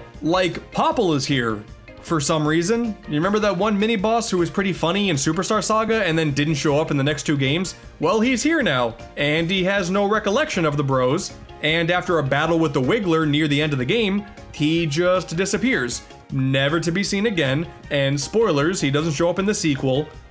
Why was he here? And on top of all of that, regarding Antasma, you may have not known what he was at the start of the game, but you legit take him out within the first 5 minutes of the story. And it's not like when you fought Cacletta halfway through Superstar Saga and then fought a stronger form at the end. That first Antasma fight is super similar to the final encounter. He doesn't even become all that much more threatening throughout the adventure, so it's just a bunch of strange choices all around. Also, the way I see it, the entire dream thing is inherently not as interesting as the last game's premise. Granted, it would be very hard to combat traveling through Bowser's Oh no. But man, if these are truly Luigi's dreams, then he's got nothing interesting going on in that noggin of his. There's a slight message of self-confidence here with Luigi wanting to prove his worth to his much more accomplished brother, which we do only get to see deep within his dreams, and it is a nice touch, but it doesn't really get that much deeper than that. That's the equivalent of like the journal that Luigi keeps hidden in Paper Mario. I don't know, man, if you really wanted to show Luigi's dreams, maybe show his true reactions to constantly being the butt of everyone's jokes. That'd be something. That's a running gag throughout the entire franchise. Near the end of Partners in Time, where this big star gives Mario words of encouragement and praise, he then looks to Luigi and says, good luck out there. He's a savage, dude. At the very least, I would have expected some, like, Luigi's Mansion references or something. You know, I imagine he sees booze in his sleep every night as it is, but nothing here. The dreams just end up becoming watercolor versions of the areas he fell asleep in. Easily, the best thing this gives to the players is the ability to fondle Luigi's face whenever he's sleeping. It is tied to special moves in the game, but you can do it whenever you want. I mean, yeah, we all fantasized about experiencing this gameplay mechanic, right? Ultimately though, those are pretty minor issues. The game is still super funny at times, which is what the series does best. Again, nothing really as outlandish as some of the best moments of Bowser's Inside Story, but still good. The real problem though comes in the game's pacing. The main focus of the story gets established relatively early on, not much really happens on the journey towards that destination, and any moments where stuff does happen takes far too long to get to. Dream Team is a long adventure, man. A basic playthrough took me 28 hours, as opposed to Bowser's Inside Story, which took me a mere 17. And in my opinion, the story simply isn't there to pick up the slack. What we have here isn't bad, but it's hard to get even slightly invested in what's going on here. It feels like they wanted to make this sequel longer just for the sake of it. And that mentality kinda bleeds into the gameplay as well, but nowhere near as severely. We are 4 games into this series at this point. Yeah, the game plays exactly like all the rest. You run around a bunch of different lands as the bros, and each of them get a respective button to call their own for specific actions, like jumping and swinging a hammer. You touch an enemy so you can jump into a battle where that same 2-button approach applies. This is all a tried and true system, and it is still fun here. It controls a lot smoother too, upgrading to the circle pad on the 3DS and having that smooth 360 control, oh, it feels great. And when we return to the dream world, we see the return of side-scrolling, mimicking the style of exploring Bowser's disgusting insides, which is also where fondling Luigi finally has a purpose. Oh, thank God. Throughout the different dream worlds are chances to throw dreamy Luigi into the background, which allows you to manipulate the environment by just doing the most unspeakable things to a sleeping person while keeping the game rated E. You mess with a few platforms thanks to a sneeze, you fling Mario around with Luigi's elastic mustache, spin a drill around by breaking Luigi's nose. We can also multiply dreamy Luigi to a ton of copies to move throughout the environments in different ways, just mowing down hordes of enemies that dare stand in your path. It's pretty satisfying. There's no part of the game where these things get remotely challenging, but it's at least a solid use of the touchscreen. Messing around with Luigi's face to benefit yourself, this is clearly the influence for the romancing options in Fire Emblem Fates. And undeniably, the best thing Dream Team brings to the table is the dreamy battle system. Okay, so like I said before, if you played one Mario and Luigi battle, you've essentially played them all. Enemies have specific tells requiring specific inputs for dodging. There are special bros moves that take proper timing to get right. Yeah, it's the same as it's always been. It's fine, it works. There's some motion controls this time around. That's kind of cool, but yeah, it's the same. It's the same thing. They did ruin the Fire Flower though. Now you have to wait for the ball to get big and then you just press the button once. It does completely eliminate the potential for carpal tunnel, which is appreciated, but it's not as satisfying to pull off. And only one screw up knocks you out of an entire all-out attack? Yeah, no, this one sucks now. But once we're in the dream world, Dreamy Luigi essentially fills Mario with his essence, allowing him to harness the power of dozens of Luigis for every attack, doing a lot more damage, as well as being able to take down a bunch of enemies all at one time. You only get a single action per turn now as opposed to 2, but you always do a lot more damage than before. And the special moves, now called Luiginary attacks, very clever, are so much fun to pull off. If anything, maybe I would say some of these moves go on for far too long, and that time really does add up since it makes sense to use these moves a bunch, but I thought they were fun from start to finish, so that's hardly a complaint. It kinda makes the normal battle system feel so dull by comparison. The badge system that was in Bowser's Inside Story is a whole lot more prominent this time around, but that applies to both battle types, so even then, the standard battles once again feel a bit lacking. It's just not as successful of a dynamic as the Bros and Bowser, but this still totally works. Also, the music for both battle types is fantastic, so that definitely helps. And speaking of piggybacking off of Bowser's Inside Story, giant battles are back as well. If you recall, I said I thought that they were just okay before. Definitely cool thematically, but you had limited options that left a lot to be desired in my opinion. And I am happy to say that it's been totally fixed here. Giant battles in Dream Team play out like proper boss fights, where you have to consistently assess the situation and figure out which move is best at the right time. That's all I wanted. A lot of it is still doing the obvious QuickTime event when the game tells you to, but there was clearly a lot more thought put into them this time around. As blatant as Dream Team is at ripping off Bowser's Inside Story, this I approve of. It's certainly a whole lot better than... oh man, we'll get to it. Also, luckily, once again, there are side quests aplenty to dig into. From a trading sequence in the main city, photos that you find throughout the land that you can then solve yourself, skill challenges for all of the different special moves, a super difficult gold beanie enemy that is really rare to find and gives you a ton of XP if you manage to defeat it, hidden floor beans, again? Okay, listen, I get it. Having hidden items spread throughout the world makes a lot of sense, and at least bean people do show up in this game, but come on now. This over-reliance on beans is getting to be a bit much. It's getting a bit gassy in here, don't you think? There's even, for the first time ever, an unlockable hard mode after beating the game once. That's pretty neat. It doesn't solve any of the pacing issues with the game, so I wasn't really thrilled at the idea of doing a second run immediately after the first one, but hey, still nice. And this is all very cool stuff. Mechanically speaking, Dream Team does a lot of good, but again, the pacing ruins all of the excitement nearly every single time a brand new mechanic shows up. The tutorials, dude, oh my god, the tutorials, Dreambert, would you just shut the hell up?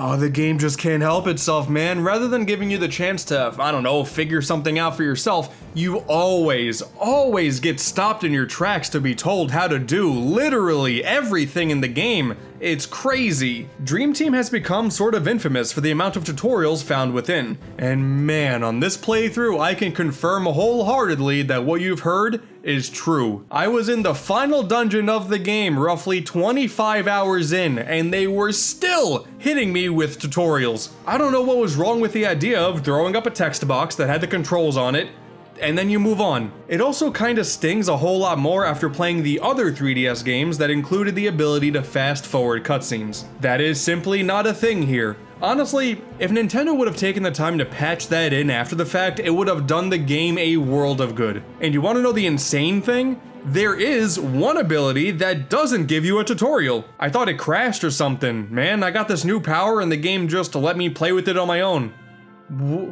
Why? It sounds like hyperbole when you say it out loud, but the tutorials constantly kill the pace of the game. While later uses of the mechanics are totally fine, and when the game lets you play at your own pace, it is great, but it would be a whole lot better if Dreambert would just keep his pillowy mouth shut. And just overall, while Dream Team is totally mechanically sound, there are so many of these little annoyances that keep popping up so constantly, it kinda muddies up the entire game.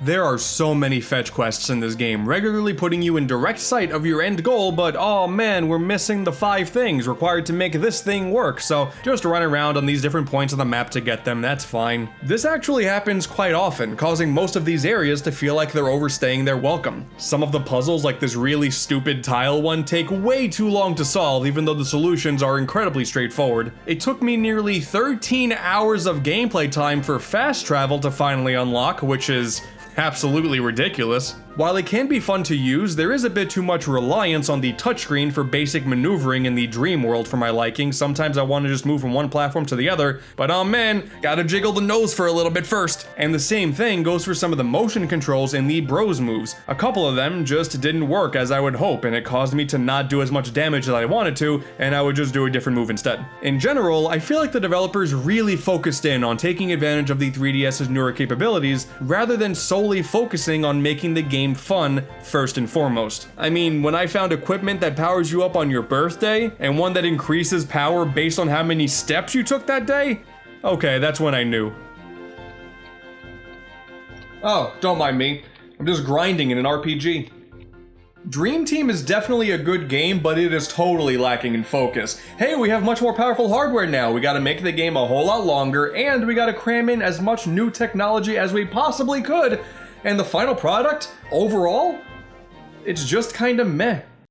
Admittedly, at the time of its initial release, I remember not even thinking about any of the complaints that I have now. My old save file here has everything completed 100%, so clearly I just loved that we had a new 3DS game at the time. I also spent 40 hours in this game, holy cow, I surprised myself. So based on that information, what I think I would say is on its own, played in short bursts, a lot of the issues I mentioned earlier probably won't matter. But it's only when coming right off the heels of the previous games where the shortcomings are a whole lot more apparent. But what if I told you that by the end of the adventure, Antasma gets fat?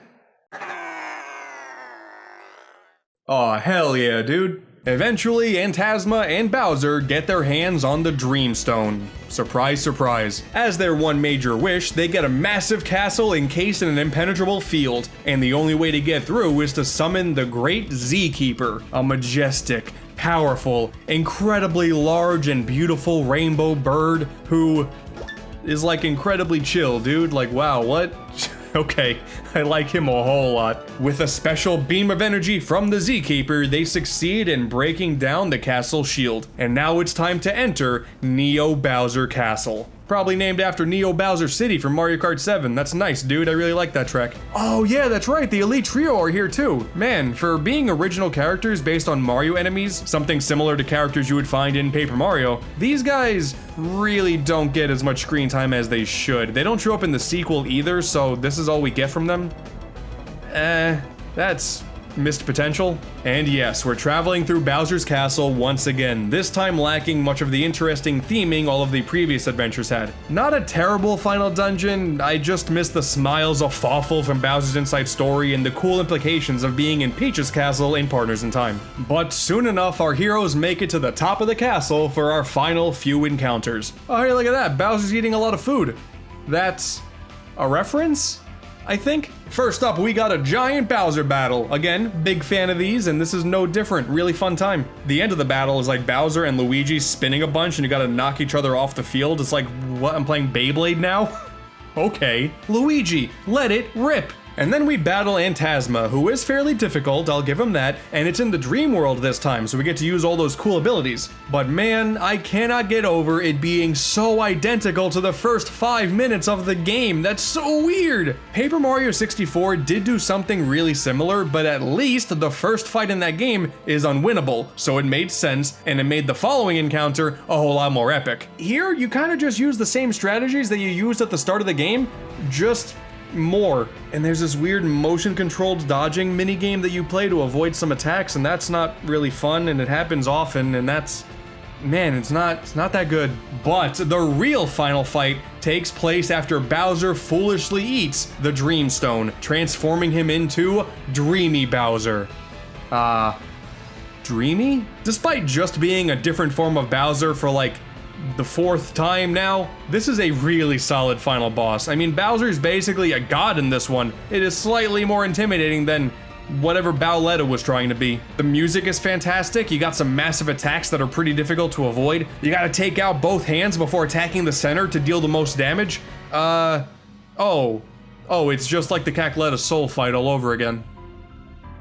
Huh. Better than Partners in Time, though. A few good hammer swings later, Bowser blasts off again, and Peach is finally saved. Z-Keeper to the rescue as the castle crumbles under everybody's feet, and after touching down back on Pillow Island, he transforms the recaptured Dreamstone into a Dream Coin, spawning infinite money for all of the villagers to buy their wishes instead of simply relying on a mere object and hoping for them to come true. So the moral of the story here is money is the true key to happiness. The end of the game is it's okay. As I said before, much of the game tends to drag on, and the build up to the final encounter isn't super strong anyway, so while the final battle is really cool, thanks especially to the sweet music, I was honestly more so relieved to have it finally over with rather than invested in what was going on and satisfied by what happened. The journey to get there can be pretty enjoyable at times, but I felt pretty drained by the time I got to the destination, unlike, again, Bowser's Inside Story. Okay, listen, I know there's been a ton of comparing going on here between these two games, but I can't help it. AlphaDream did such a fantastic job with Bowser's Inside Story, and rather than having Dream Team feel like a proper evolution of the formula, it feels more so like they wanted to find a way to do a lot of the same stuff all over again without explicitly reusing the same ideas. The graphics and the soundtrack are top-notch. I do prefer the looks and sounds of the previous games, but it's hard to complain about what we actually have here. And when I look back at my time with Dream Team, I just remember an adventure that feels unnecessarily longer, filled with a ton of obtrusive tutorials. There was an antagonist that wasn't very intimidating, Bowser was a bad guy again, which I really couldn't take seriously, and the primary gimmick of Luigi going to sleep feels like it never met its full potential. We have a game here that is fun, don't get me wrong, there's plenty of good things about this, but there is too much holding this game back from true greatness in my eyes. Patch in the ability to fast forward cutscenes, Nintendo. I know you don't care about the 3DS anymore, but come on. Come on. But in the grand pantheon of the Mario and Luigi series, I would probably put Dream Team right up there with Partners in Time. Not a bad game, but definitely near the bottom of the list. If you want to play it for yourself, it'll still be fun, but be prepared to have your hand held with tutorials the entire time. Dreambird needs to shut the hell up. And if I'm totally honest, I'm actually a bit worried now. Bowser's Inside Story, fantastic game. They definitely wanted to mimic that success with Dream Team. I just hope that in the next game, we don't just have a massive gimmick that's there to justify a new game, but the game itself is just pretty meh. I have a feeling that's gonna happen, and I'm not looking forward to it. Wouldn't be good. Not at all. Wouldn't you know it, that's exactly what we got. Next up on our final stop on the Mario and Luigi journey, we have Paper Jam, the final original game AlphaDream developed before they resorted to making 2 remakes. The latter of the 2 did so poorly, it helped contribute to them going out of business. This is gonna go great. E3 2015, aka that one time Nintendo used puppets for their game showcase. Oh, simpler times. I don't really think this is much of a hot take, but this was one of Nintendo's weaker E3 events in my opinion. Some solid games all around, but nothing much in the way of new announcements. Need I remind you, this is where they announced Animal Crossing Amiibo Festival. I still don't think I've recovered from that. One of the bright spots though was the announcement of the newest in the Mario and Luigi series, a crossover with Paper Mario, Mario and Luigi Paper Jam. Dude, that's such a good idea! I know I just said I wasn't the biggest fan of Dream Team, but I was still ready for whatever this new adventure had in store. Crossovers are inherently really exciting. And the name Paper Jam? Aw man, even the name is perfect. The potential for this is immeasurable. The important word there is potential. Crossovers are just one of the most exciting things to happen in the video game world. You take 2 good things, you put them together, you get one really good thing. That's basic mathematics. But that's not what we got here. At this time, the Mario and Luigi series was riding high after Dream Team, and the 3DS in general was a console that was simply exciting to own. There were just so many great games you can play on it, a very stark contrast to when Dream Team released when the handheld was just getting out of its initial sales slump. Paper Mario, on the other hand, different story, but one that you're all familiar with. I won't bore you with the details. Sticker star bad. Yes, we get it. But it is important to this story, I promise. What was once a franchise filled with life, energy, original characters, and stories became a sterile version of its past self, resembling New Super Mario Bros. More than Paper Mario. So with this new crossover on the horizon, which Paper Mario are we gonna get? Well, we already know the answer to that question. Now we know Paper Jam as the final original game in this franchise, and despite being excited for it when it was new, I just couldn't bring myself to complete it. This is going to be my first time going through this game from start to finish. For some reason, back then, I couldn't get past the halfway mark. There's gotta be a reason for that. Oh no, we're being invaded. Alright, well, 2 games in a row, we are still lacking the bros yelling, Nintendo! Nintendo! Nintendo! So that's a shame right off the bat. On the offset though, things are looking pretty good here. Mario and Luigi's art style may not be as pronounced as it was on the GBA and DS, but seeing the paper characters interact with everyone else, yeah, that's exactly what I bought this game for. Oh, and once again, it's still weird. While the game is known as Paper Jam in America, it is known as Paper Jam Bros in Europe. Why? It didn't really make much sense with Dream Team Bros, but at least there, the Dream Team are the Bros are the Dream Team, that's fine. Paper Jam Bros is 3 words they threw together and called it a day. I don't understand this. One day, while Luigi and Toad were doing some spring cleaning, they come across a special book that, once opened, unleashes a paper company's worth of creatures from within and scatters them all across the land. This includes a bunch of structures, toads, Goombas, and other typical enemies. I can never look at a paper bomb the same way again after Origami King. No, I'm not ready to talk about it. Princess Peach, Kamek, Bowser Jr., Bowser, and of course, Mario. Shenanigans ensue. No Paper Luigi though, and I know exactly what you're saying. Paper Luigi would have been perfect for this. It makes so much sense. And you'd be right. More on that later. Our main goal at the moment, per Paper Peach's request, is to save all the paper toads. Simple enough. But soon after, our real motivation for the rest of the story presents itself. Bowser steals Peach. ×2. Honestly, as much as it's gonna sound like a cop-out, this is kind of the entire plot. There's no original villains, you occasionally have to save some toads every now and then, you work towards rescuing both Peaches, and by the end, you take out both Bowsers. That's it. The Koopalings do show up again. Yay? I don't dislike the Koopalings, in fact I would say I'm a big fan, but when they're thrown in because they couldn't really be bothered being creative, their presence is pretty annoying in my eyes. This was a similar issue in Color Splash as well. Admittedly, some characters do make their series debut like Nabbit and King Babam, which is kinda cool, but overall, yeah, this story is really bland. Humorous at times, usually when Paper Mario is using his paperness. That stuff's pretty good. The Year of Luigi gets a mention, a 1-line mention. That was really cute. There's this one scene where Paper Peach escapes her cell by walking through it. That's probably the best part of the game, but otherwise the humor, much like Dream Team, is pretty subdued. We still get a bunch of gut punches to Luigi throughout though. Boy gets his own year and he is still the butt of everyone's jokes. That's not fair. Dream Team may not have been a storytelling masterpiece either, but at least there we did have an original villain with unique characters to interact with. That is non-existent in Paper Jam. And, well, we may as well get this over with. Bland is kind of how I would describe this entire adventure. Missed Potential is, unfortunately, the true name of the game here.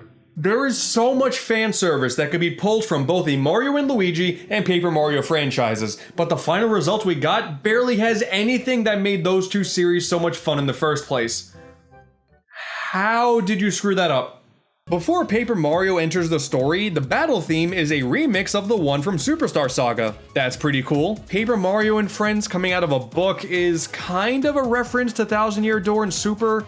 At some point Bowser's castle goes way up into the sky, which did also happen in Paper Mario 64, but I don't know, these are a bit of a stretch. Call me selfish, but I wanted more. Return to the Bean Bean Kingdom and give Popple a more pronounced role. He has yet to be seen since he just ran off near the end of Dream Team. Maybe bring back classic partners for cameos, or maybe even the Star Spirits working with an ultimate power would totally fit right at home with Paper Mario. Or, better yet, crazy thought, something entirely new, without needing to defeat Bowser and go through the most generic of locations like grass, desert, island, snow to get there. All those block people from the previous 2 games, gone. The Elite Trio, henchmen that were created exclusively to this sub-series, nowhere to be seen. Oh, but Starlow's here, having less to do with the plot than ever before. The disappointment here with what they could have done is pretty vast. And I still can't get over the lack of Paper Luigi. That is totally bizarre. His inclusion would have been perfect. He is the only one out of the 2 pairs of brothers that can speak full sentences.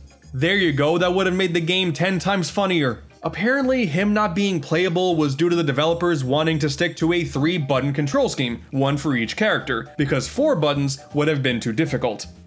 I don't know, should we tell him? Regarding simply its crossover appeal, Paper Jam very much wants to be like Mario plus Rabbids Kingdom Battle or Professor Layton vs. Phoenix Wright, games that combine elements from both series in an attempt to satisfy multiple types of audiences. But in reality, Paper Jam is more like Crash Purple and Spyro Orange, games that are trying to sell itself on its brand recognition above all else. And you never want to go full Crash Purple and Spyro Orange. This may be marketed as a crossover, but make no mistake about it, this is just another Mario and Luigi game, lacking all of the original flair that made the series special in the first place. Except this time, Paper Mario's there. In name only, but he's there. It's about all I can give it.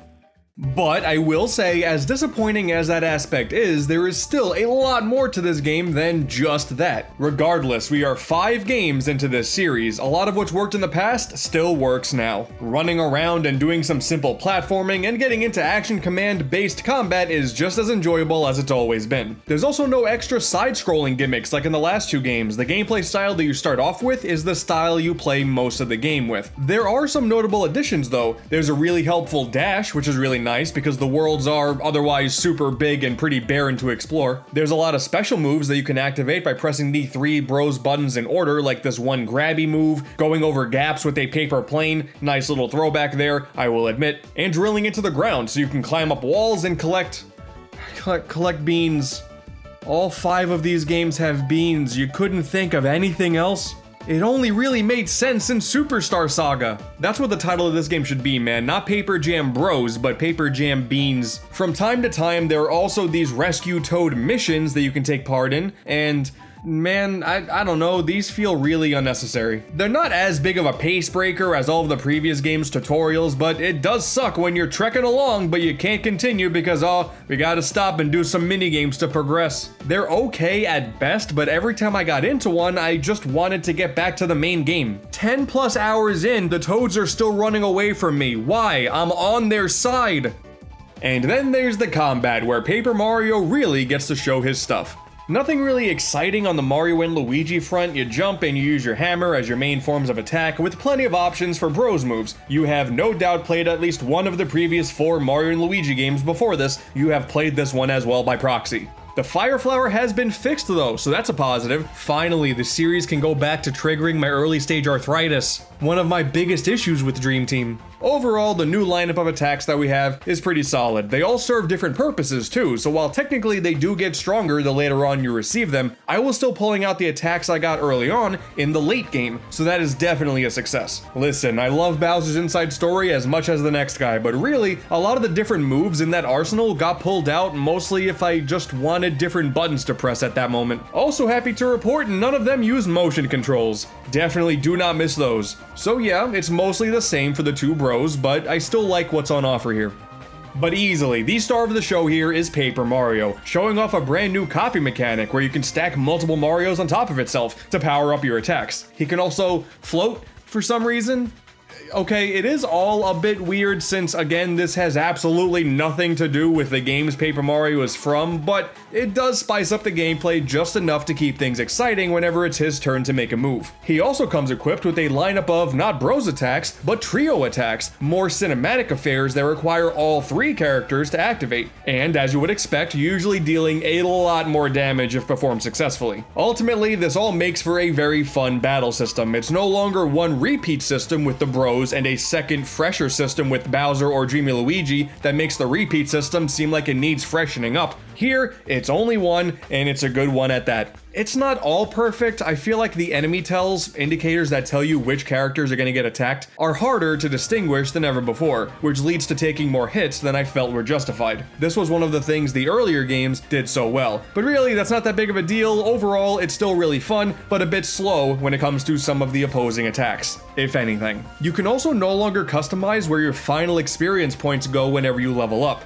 This one is definitely a weird thing to remove. Leveling up does happen at a super constant pace for all 3 characters, so that's nice, but not having that extra little bit of customization that the previous 4 games had is a confusing choice. How I would describe it is the way Paper Jam utilizes 3 different characters is really fun, intuitive, and engaging, but again, the way it specifically uses Paper Mario is not. Sometimes he is nothing more than a cheerleader. And we also can't fondle him like we could with Luigi in Dream Team. Give the people what they want. Put Paper Mario on the touchscreen and let me fold his creases for him to make the paper plane. It sounds weird when you say it out loud, but admit it.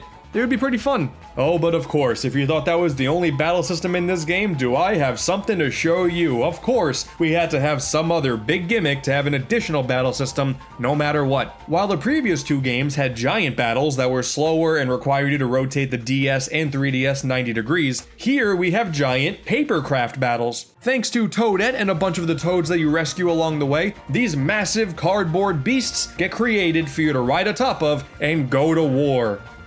And they're just kind of okay. In these encounters, you run around a big 3D arena, ramming into and jumping on top of multiple enemies, all of which uses up some of your stamina, and to regain stamina, there's a rhythm minigame that you take part in whenever you desire. Each battle also introduces a new cardboard character to control, equipped with a brand new mechanic, like Papercraft Yoshi being able to use his Papercraft tongue. So no two encounters feel that much alike, but I don't know, man. These do nothing for me. Similar to the Toad Rescue minigames, these feel pretty mindless. They come off as distractions for the sake of variety and nothing more. We didn't need something like this to keep the adventure interesting. The game itself was doing a good job of that. Guys, Paper Mario is in this game. We gotta have some battle gimmick that's kinda like paper. It's definitely a mindset carried over from Sticker Star. Like those Toad missions, they're not terrible, but they're pretty unnecessary. Did you get it? Terrible? That was a paper joke.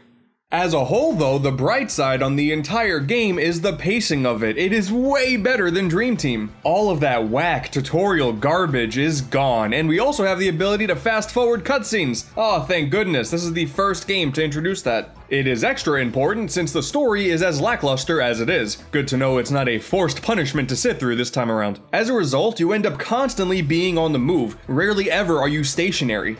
Well, except for Paper Mario at least, he's always stationary. That was another paper joke. Please don't leave. It ends up being a bit of a toss-up between the two 3DS adventures. Which one did I have a better time playing? Dream Team certainly had better set pieces and more unique characters, but Paper Jam was more enjoyable with the moment-to-moment gameplay. The side content though is definitely lacking, I will admit. Doing every single Toad Rescue mission is optional. There's a few quizzes that you can partake in, which nets you just a few items and nothing else. You have the typical Bros Move challenges, as well as boss gauntlets, which does lead to a special final boss. Fancy there. But that's about it. Nothing substantial to really sink your teeth into. It's also a noticeably shorter adventure than Dream Team as well. Took me 7 hours less to get through this one. That really puts into perspective just how much a Dream Team was those damn tutorials. The reason I didn't beat this game all those years ago was due to that lack of original content, as well as the crossover fan service not appealing to what I wanted. But giving this game a second go, coming right off the heels of playing Dream Team, Paper Jam's positives shine a whole lot brighter. Oh, and just in case you thought things would pick up by the end of the game, let's just go ahead and squash that right now.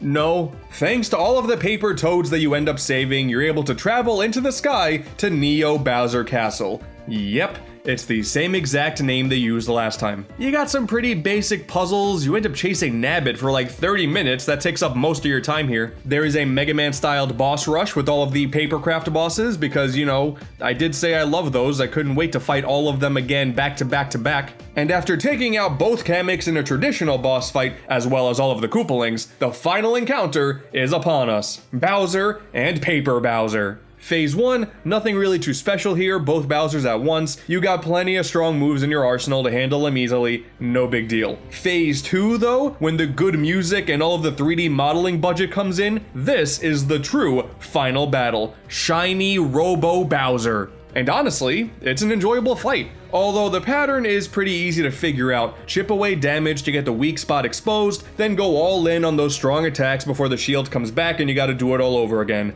And it also kinda goes without saying, this is the 4th and technically 5th time the ultimate battle in these Mario and Luigi games is an altered form of Bowser. We've done this before, nothing here is special. With enough bops to the head, Bowser blasts off once again from his castle. The heroes manage to send Paper Bowser back into the book he came from, and with that, it's time to celebrate. Both Peaches give a kiss to their respective Marios, which is nice, but then they both kiss Luigi at the same time. brings a tear to my eye. The true hero finally wins in the end. We cut to a parade. That's it. I blinked and then the credits started rolling. Just as bland as it was getting here, the ending, it just happens. Though I guess ending a game with the parade is another Paper Mario reference. But man, I am really stretching here. I got nothing else to work on. You do unlock a sound test though, so that's kind of cool. Oh, you put him here? So yeah, that's Mario and Luigi Paper Jam. Definitely better than I remember it, but it's just kind of there. Upon its release, Paper Jam's reviews were positive, however, sales were below expectations, performing a lot weaker than the 4 games before it, selling better than only the 2 3DS remakes that were released after it.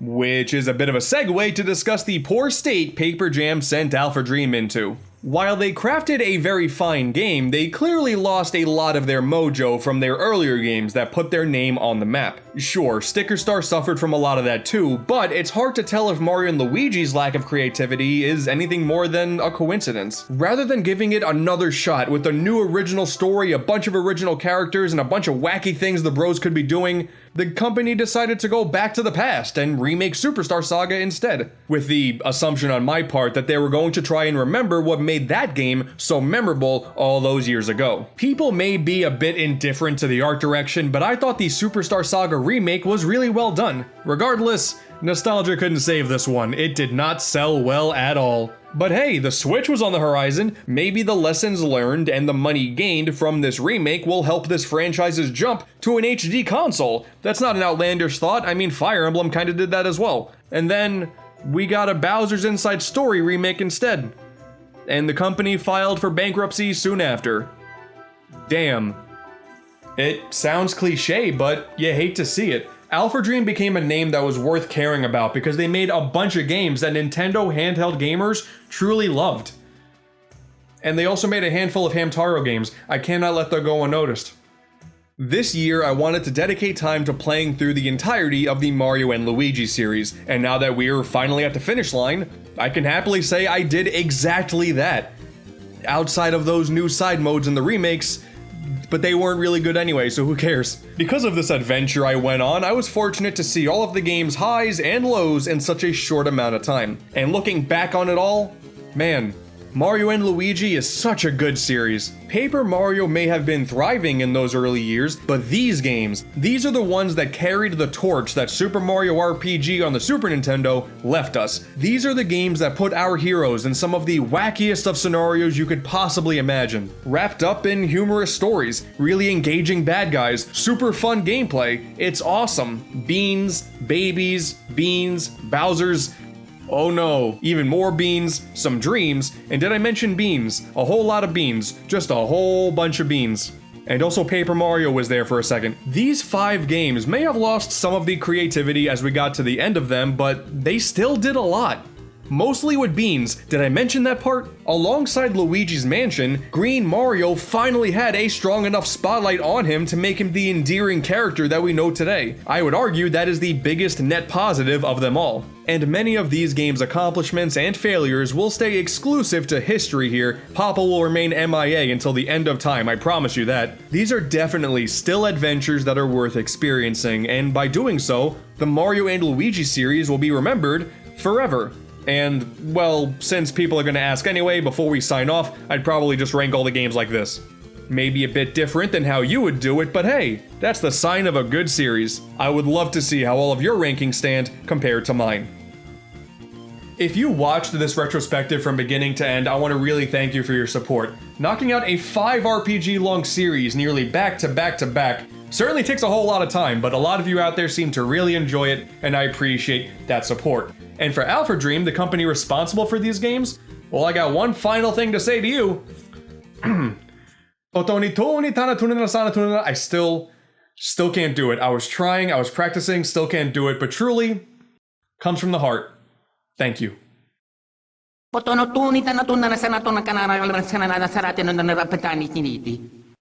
Babies! One of my biggest regrets from my big old Mario and Luigi retrospective from a few years back was the lack of care put into the brand new modes included in the 3DS remakes of Superstar Saga and Bowser's Inside Story. Honestly, at the time, I was so locked in on just the pure adventures and comparing them with the original versions, I went into the retrospective knowing I wasn't going to talk about them that much. Was that unfair? Probably.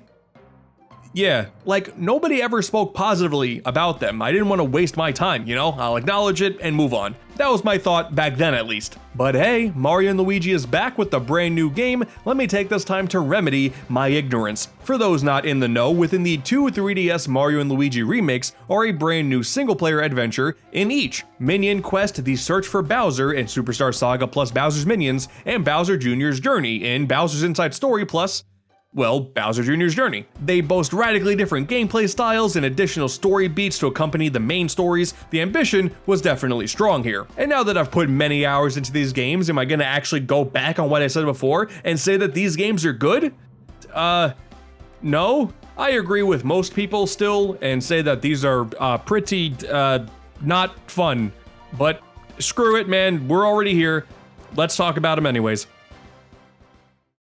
One of the main nice things with these side modes is that ultimately for both of these different games, there aren't really that many differences in how they're portrayed. There are some slight tweaks here and there, but they do kind of hit the same high points and many low points, so a lot of the things that can be said for one can be said for the other. So let's just establish that right off the bat. Despite that being like a bit of a positive, one of the big negatives about these side modes is that there are two very distinct things that are trying to be accomplished here, and they don't really intermingle all that well. You got the story sequences that attempt to fill in some plot holes and just have some more moments between different characters and minions, all that kind of fun stuff. And then you got the gameplay portion, which a whole point of like the gameplay part is that you're accruing this massive army and you can go into battles, but a lot of that stuff doesn't really feel like it's that important in the story. Like the story, your main captains have a goal for sure, and you do find some new people along the way, but then you do tactical battles, and it just doesn't really feel like what you're doing in one really matters in the other. May not mean all that much in its own little bubble, but considering these are just side modes in otherwise really good RPGs where that's not an issue, you're always having great context to the battles that you're doing and the puzzles that you're solving,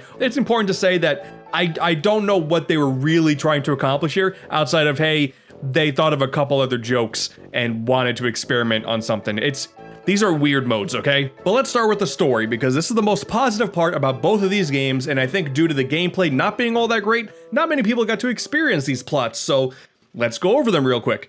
First is Minion Quest: The Search for Bowser. The general plot tries to answer the question of what is happening to Bowser after he was initially knocked out, and then before he shows up as Rookie under Popple's control. There is more stuff that happens after that, but as far as I'm concerned, the main selling point is just, hey, what happened during that time? There are a few cool little bits that I wanted to know about that, so cool. It does go all the way towards the end of the game, and you know, that's kind of neat as well, but that whole plot point, why did Bowser become Rookie? Okay, cool. We're kind of getting an answer finally. You play as a random Goomba. At the start of the game, there are Goombas that are in barrels. When the ship crashes, you look up and you see Bowser flying away and you go, hey, it's up to me. Clearly, I'm the chosen one to find out what's going on. So you become Captain Goomba, and you can tell he's the captain because he stamped a flag on his head. He really wants to rise in the ranks and make a name for himself and prove all the Koopalings wrong because they just keep saying, hey, a Goomba can't possibly be the one, this is all a joke. But after enough trials and tribulations, they, as well as a whole bunch of other minions, join your squad, and you go out to find Bowser. The character development part is kind of nice. It's a running gag that no one's taking him seriously at first, but then they do start to slowly believe in him. It's nice to see. You do eventually gain some other captains as well, like a Shy Guy and a Boo, and obviously they're just normal minions. They don't really have any unique character traits outside of the flag, but something about this little group dynamic, I think that they still got their personalities pretty well done. You know, visually there's nothing there, but I do like Captain Goomba and his other fellow captains. They're a nice little squad. And yeah, the bulk of the story is kinda just that. You eventually run into Fawful, and he sometimes uses his brainwashing gas against some of the other minions, as well as talks about going to get the Beanstar, so trying to fit this into the main plot the best that they could, I guess. The Elite Trio is here, which is kind of crazy. They had nothing to do in Superstar Saga, like they were not there whatsoever. It doesn't really indicate how they enter the plot, because they still just kind of materialize, but That's cool. I really would have wished that there was like some sort of attempt to further canonize their existence, because I still think the Elite Trio are some of the most misused characters in this entire franchise, but you at least get a bit of a neat Minion versus Minion group battle dynamic going, so that's fine. There are some other quirky story bits that pop up, like there's this cuteness battle in Guarhar Lagoon, and Starlo appears? That also makes no sense. Like, at a certain point, the fan service stuff is cool, but when you really think about what you're trying to accomplish here, like, you already tried to canonize some of the things that are happening to Bowser and the main plot that people kind of remember, but just throwing Starlo and the Elite Trio in here and then nothing happens, considering there's still one more game in between Superstar Saga and Bowser's Inside Story, just whatever. But okay, fine. What happened to Bowser? Well, it turns out Bowser was totally fine. He wakes up and he was like, oh, that was kind of annoying. But at the same time, Captain Goomba falls off a bridge and lands on his head, and that is what causes the amnesia. That's when Popple shows up, making that partnership happen. Okay, cool. Mystery finally solved. Now, don't get me wrong here, it's not like the story is necessarily great. Like, there's a lot of moment-to-moment bits that take place before battles, and they all just kind of feel like fluff. Some of those plot points are kind of interesting, like, okay, considering Mario and Luigi are going on their adventure at the same time, you come to the end and then, hey, the Bowser's there at the castle, and he seems to be totally fine now, and he tells you to destroy Mario, but actually,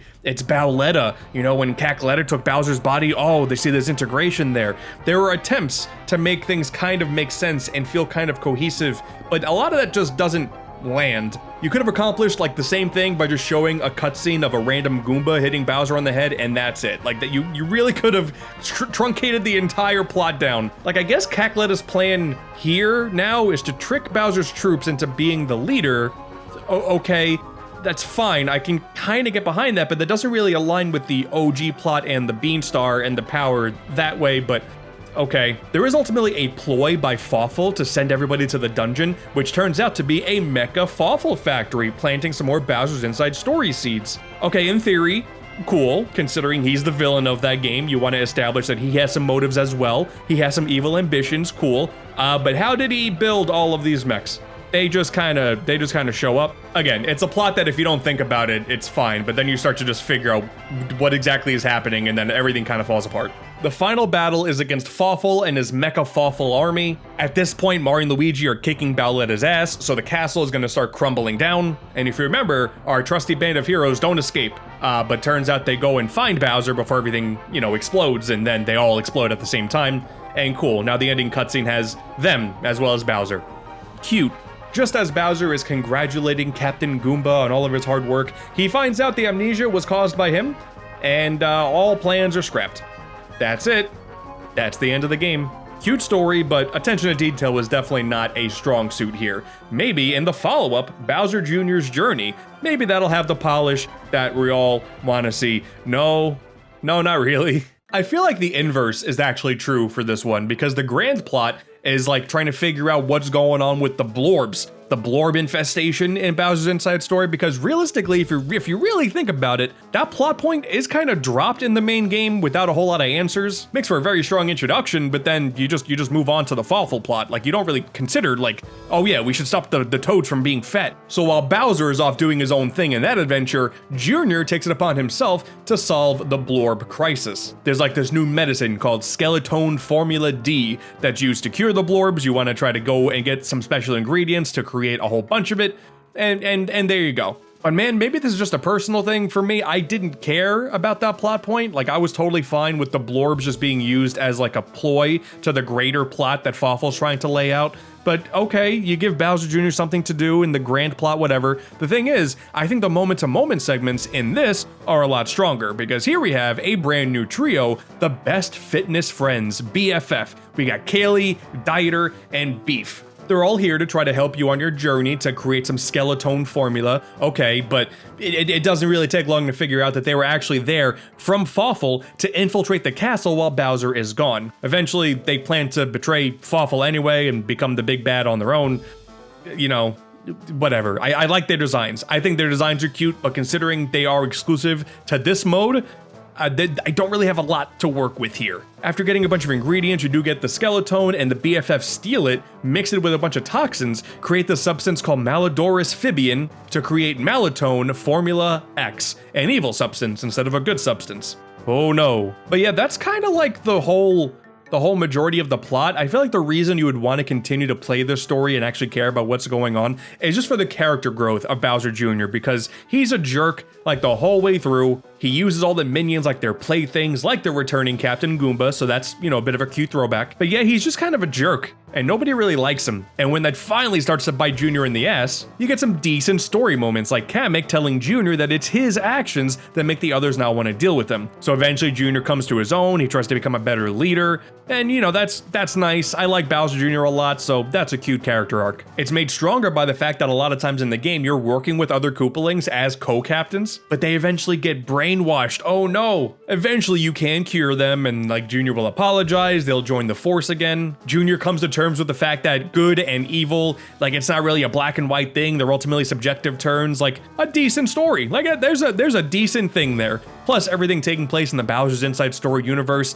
something about having these cutscenes play with the whimsical music of that game, I had a really good time watching these cutscenes. And you know what? Kudos to the creative development on this story, because at the end of the game is a brand new final boss. All of BFF infused with the Malotone virus come together. It's not given a unique name. Like this form itself is called Best Fitness Friends. Like that's the name of this entire unit. Okay, looks kind of cool though. You know, it looks pretty ominous. I'm down with this. And this battle is actually taking place at the same time as the Dark Bowser battle from the end of Bowser's Inside Story. And you know this because once you kick the BFF's ass, you go outside and see the Dark Star explode. That's the end of that story. Oh, and as far as like the Blorb things are concerned, like Roy is going out and healing all the Goombas now.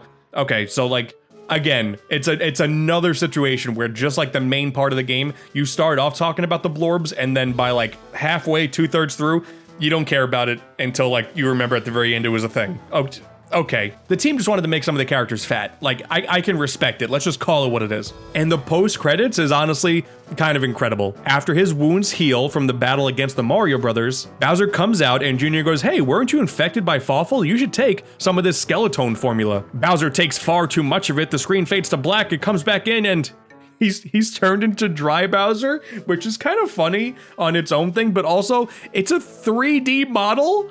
What? At first I was like, okay, it's because they don't have a 2D sprite to, you know, have it mesh, so they decided, okay, I guess it'd be easier to use a 3D model than a sprite. But no, Dry Bowser is actually a secret boss in Paper Jam, so they could have just used that sprite, but then I guess that would have taken extra work because they have to get that to work with the new lighting engine of the remakes that weren't in Paper Jams. So they went with a 3D model? It's so strange. This is so bizarre. But yeah, that's the plot of Bowser Jr.'s journey. The story, I feel like, doesn't really accomplish much in terms of filling the plot holes like Bowser's minions do. Part of me is, again, just like really enjoying the fact that I'm re-exploring Bowser's Inside Story areas with different context. That's cute. I like the BFF and kind of wish they had something more to do than just showing up in this game for a few cutscenes and then the very end of the game, but okay. But that's all like the plot stuff out of the way for both of these modes, right? I think the conclusion I would come to with these stories is these stories are fine enough. They are not mind-blowing by any stretch, and I think you definitely need some more polish to make things in the first story make more sense. But a lot of that stuff would be more forgivable if the game was fun.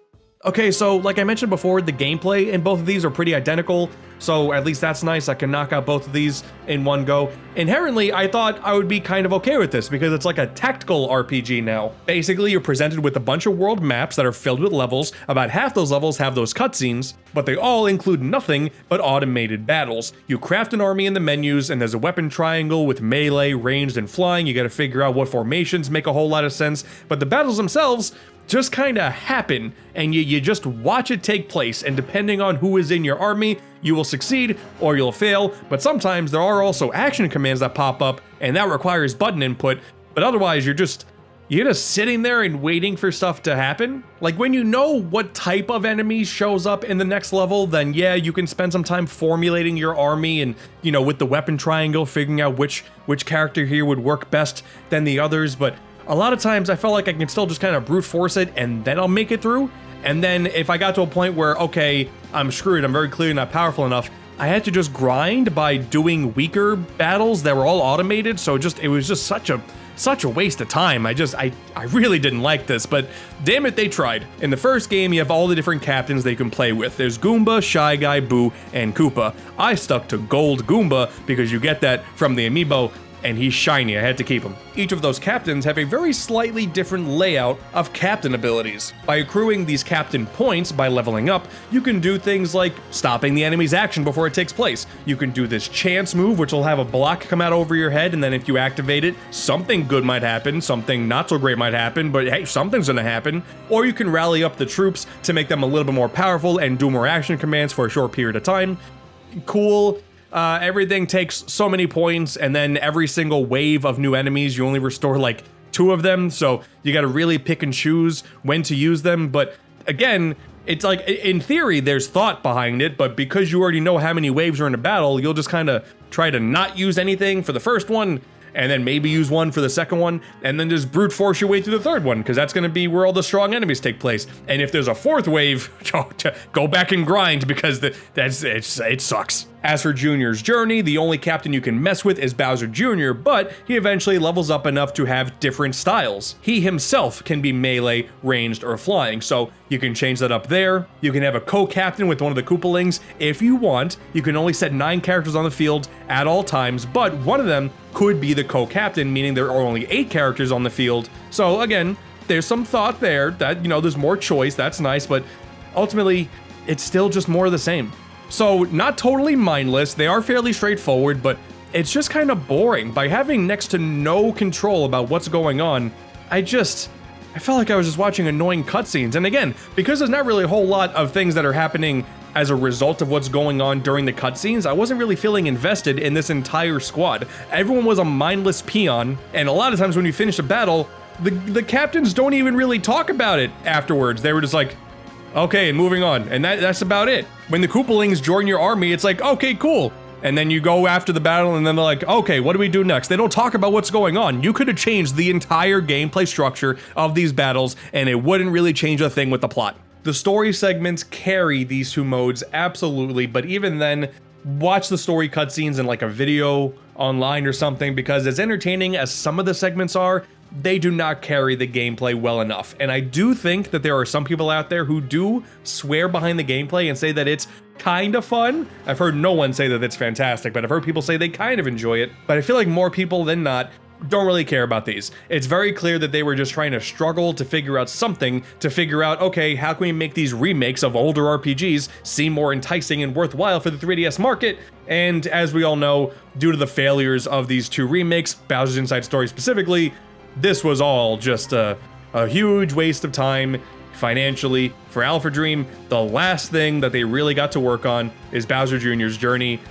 and that's a shame. These will go down as some of the most interesting releases in Mario history for sure, and I am happy that I kind of got these out of my backlog now so I can have a proper, well-explained opinion on all this. But my main takeaway is I just think Bowser Jr. just needs more time in the sun, man. Like, I love him. I love him so much, and the fact that this has been, as far as 2024 is concerned, the only time he's had this prominent of a role is a shame. I love him. He needs his own game. Plus, a little fun fact, I don't know how much this really means in the grand scheme of things, but you know how YouTube videos will like show you an interest graph of when people like will go back to watch certain parts of a video more than others? Well, when you go back to the official trailer for Superstar Saga plus Bowser's Minions, everything about the Superstar Saga part, like, it's going great. People seem to be really digging it, replaying certain portions, cool. When it gets to Bowser's Minions, it flatlines until the very end when it says, oh hey, this is the title screen again. That's so god, right from the offset, this is, oh boy.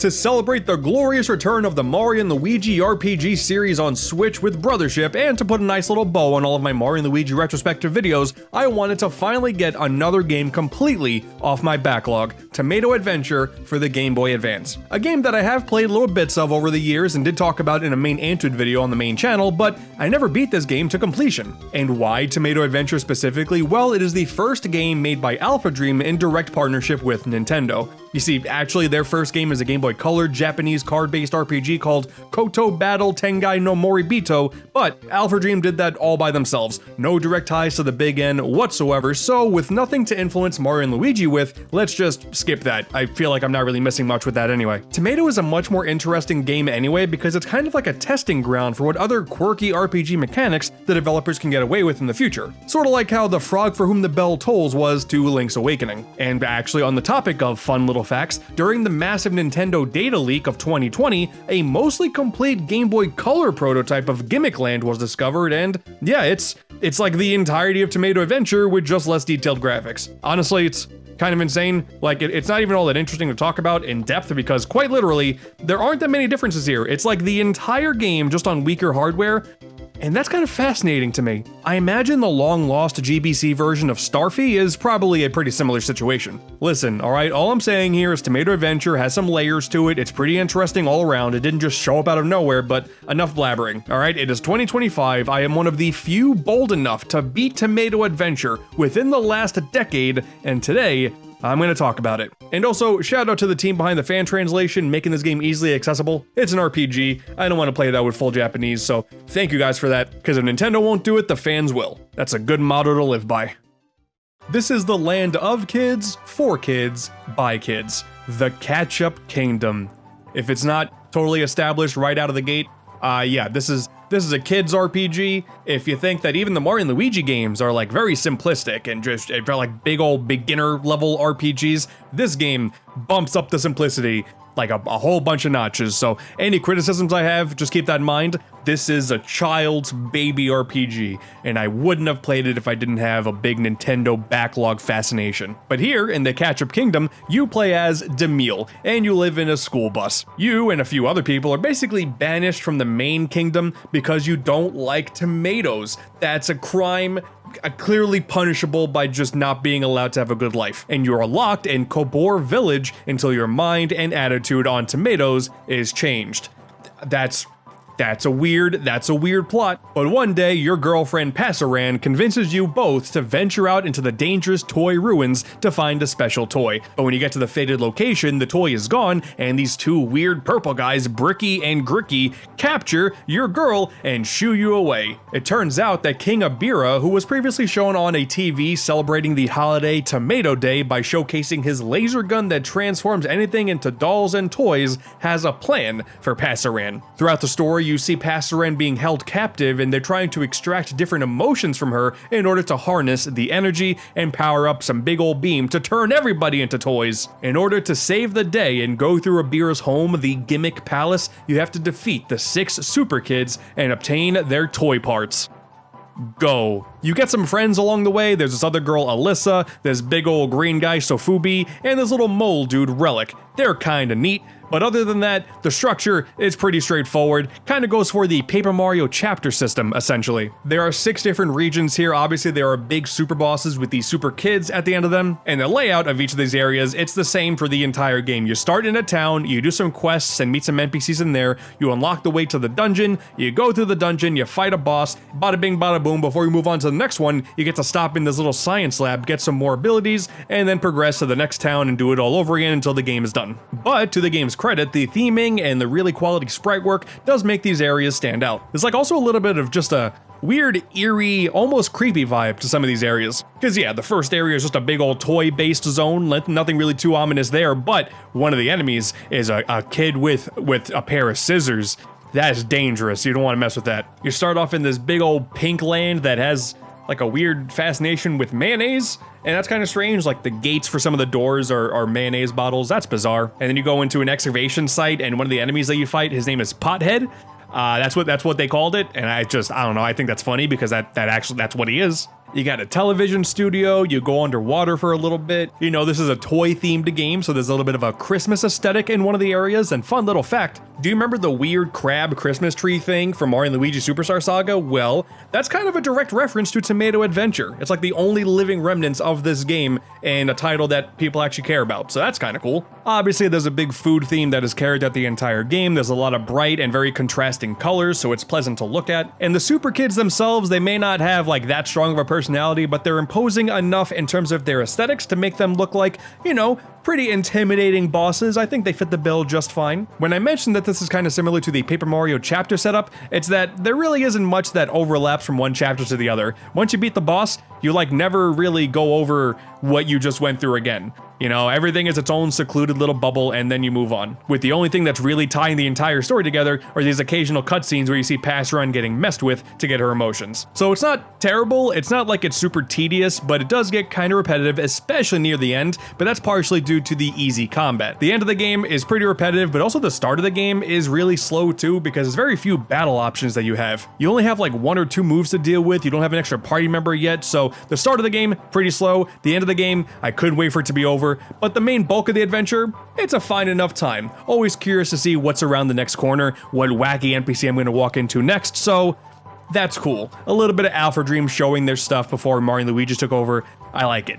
Exploration is also pretty straightforward. You got your occasional puzzles and mazes, like pretty typical stuff, just a whole lot of walking around, pressing some buttons here and there, nothing too crazy. You got some mini games too. These are kind of fun. There are these ones where you're falling down water and you have to collect a bunch of different items along the way. There's this one part where you're in a car and you're doing like a little bit of a speed run. That was kind of cool. There's also this quiz guy that you can run into multiple times throughout the adventure, and if you can solve all of his answers correctly, you get a little reward for it. So that's cool. The exploring here, it's really nothing special. There are some endearing characters for sure. Like I do like the quiz guy because he like yells at you, like just over the top of his lungs. He just yells at you just for saying hi to him. So I mean, that's kind of rude, but it gets the job done, I guess. The main thing that makes this game stand apart, though, is the battle system with the gimmick mechanic. The only way you attack with this game are these gimmicks, the gear that you get in between the main regions that I mentioned before, and they basically turn every single move you do into a mini game. You got ones that are based on button mashing, you got ones that are based on timing, you got ones that are based on counting, memorization, reflexes. They kind of run the whole gambit, but basically any form of combat here is just minigame focused. It does kind of fall in line with Mario Luigi Superstar Saga introducing a battle system that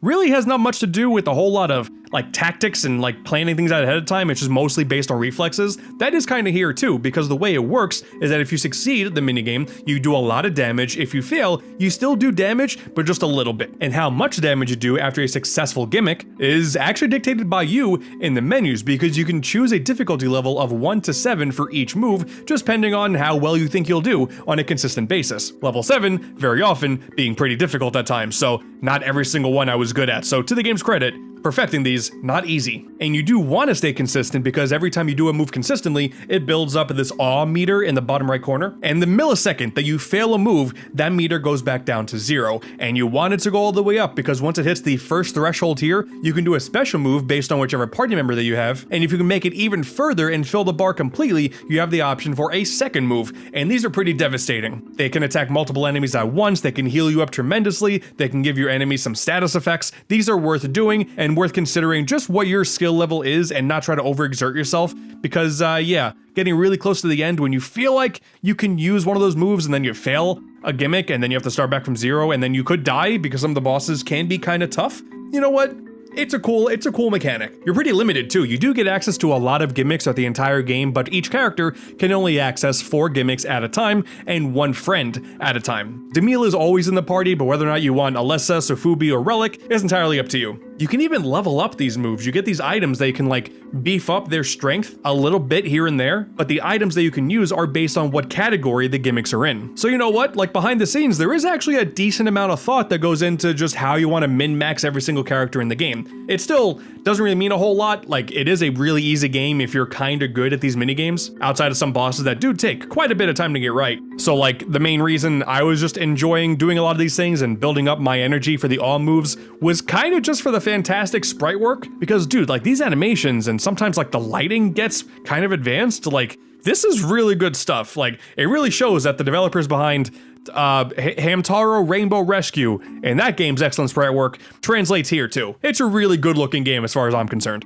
So interesting battle idea, very easy, with interesting characters and really good sprite work, and also the music is pretty catchy too. The battle theme, that also gets very repetitive. It's the same battle theme, which is, you know, to be expected, but because the battles also get tedious, the song, I was starting to really get sick of it, but the music in general, pretty good stuff. This game has all of the polish of a traditional first-party game, and that's important. So at least I knew that as I was playing this entire game, knowing that, you know, it's still a very kiddie experience. It still felt like a Nintendo game, and that's cool. There really isn't much in terms of side content, though. This is a very linear adventure. There is one card game, though, that you can build up your decks for called Gimmica. And this is neat. Like, there's a handful of NPCs that you can do this battle against, and if you were fortunate enough to know someone else with this game, you can even play against someone else in real time.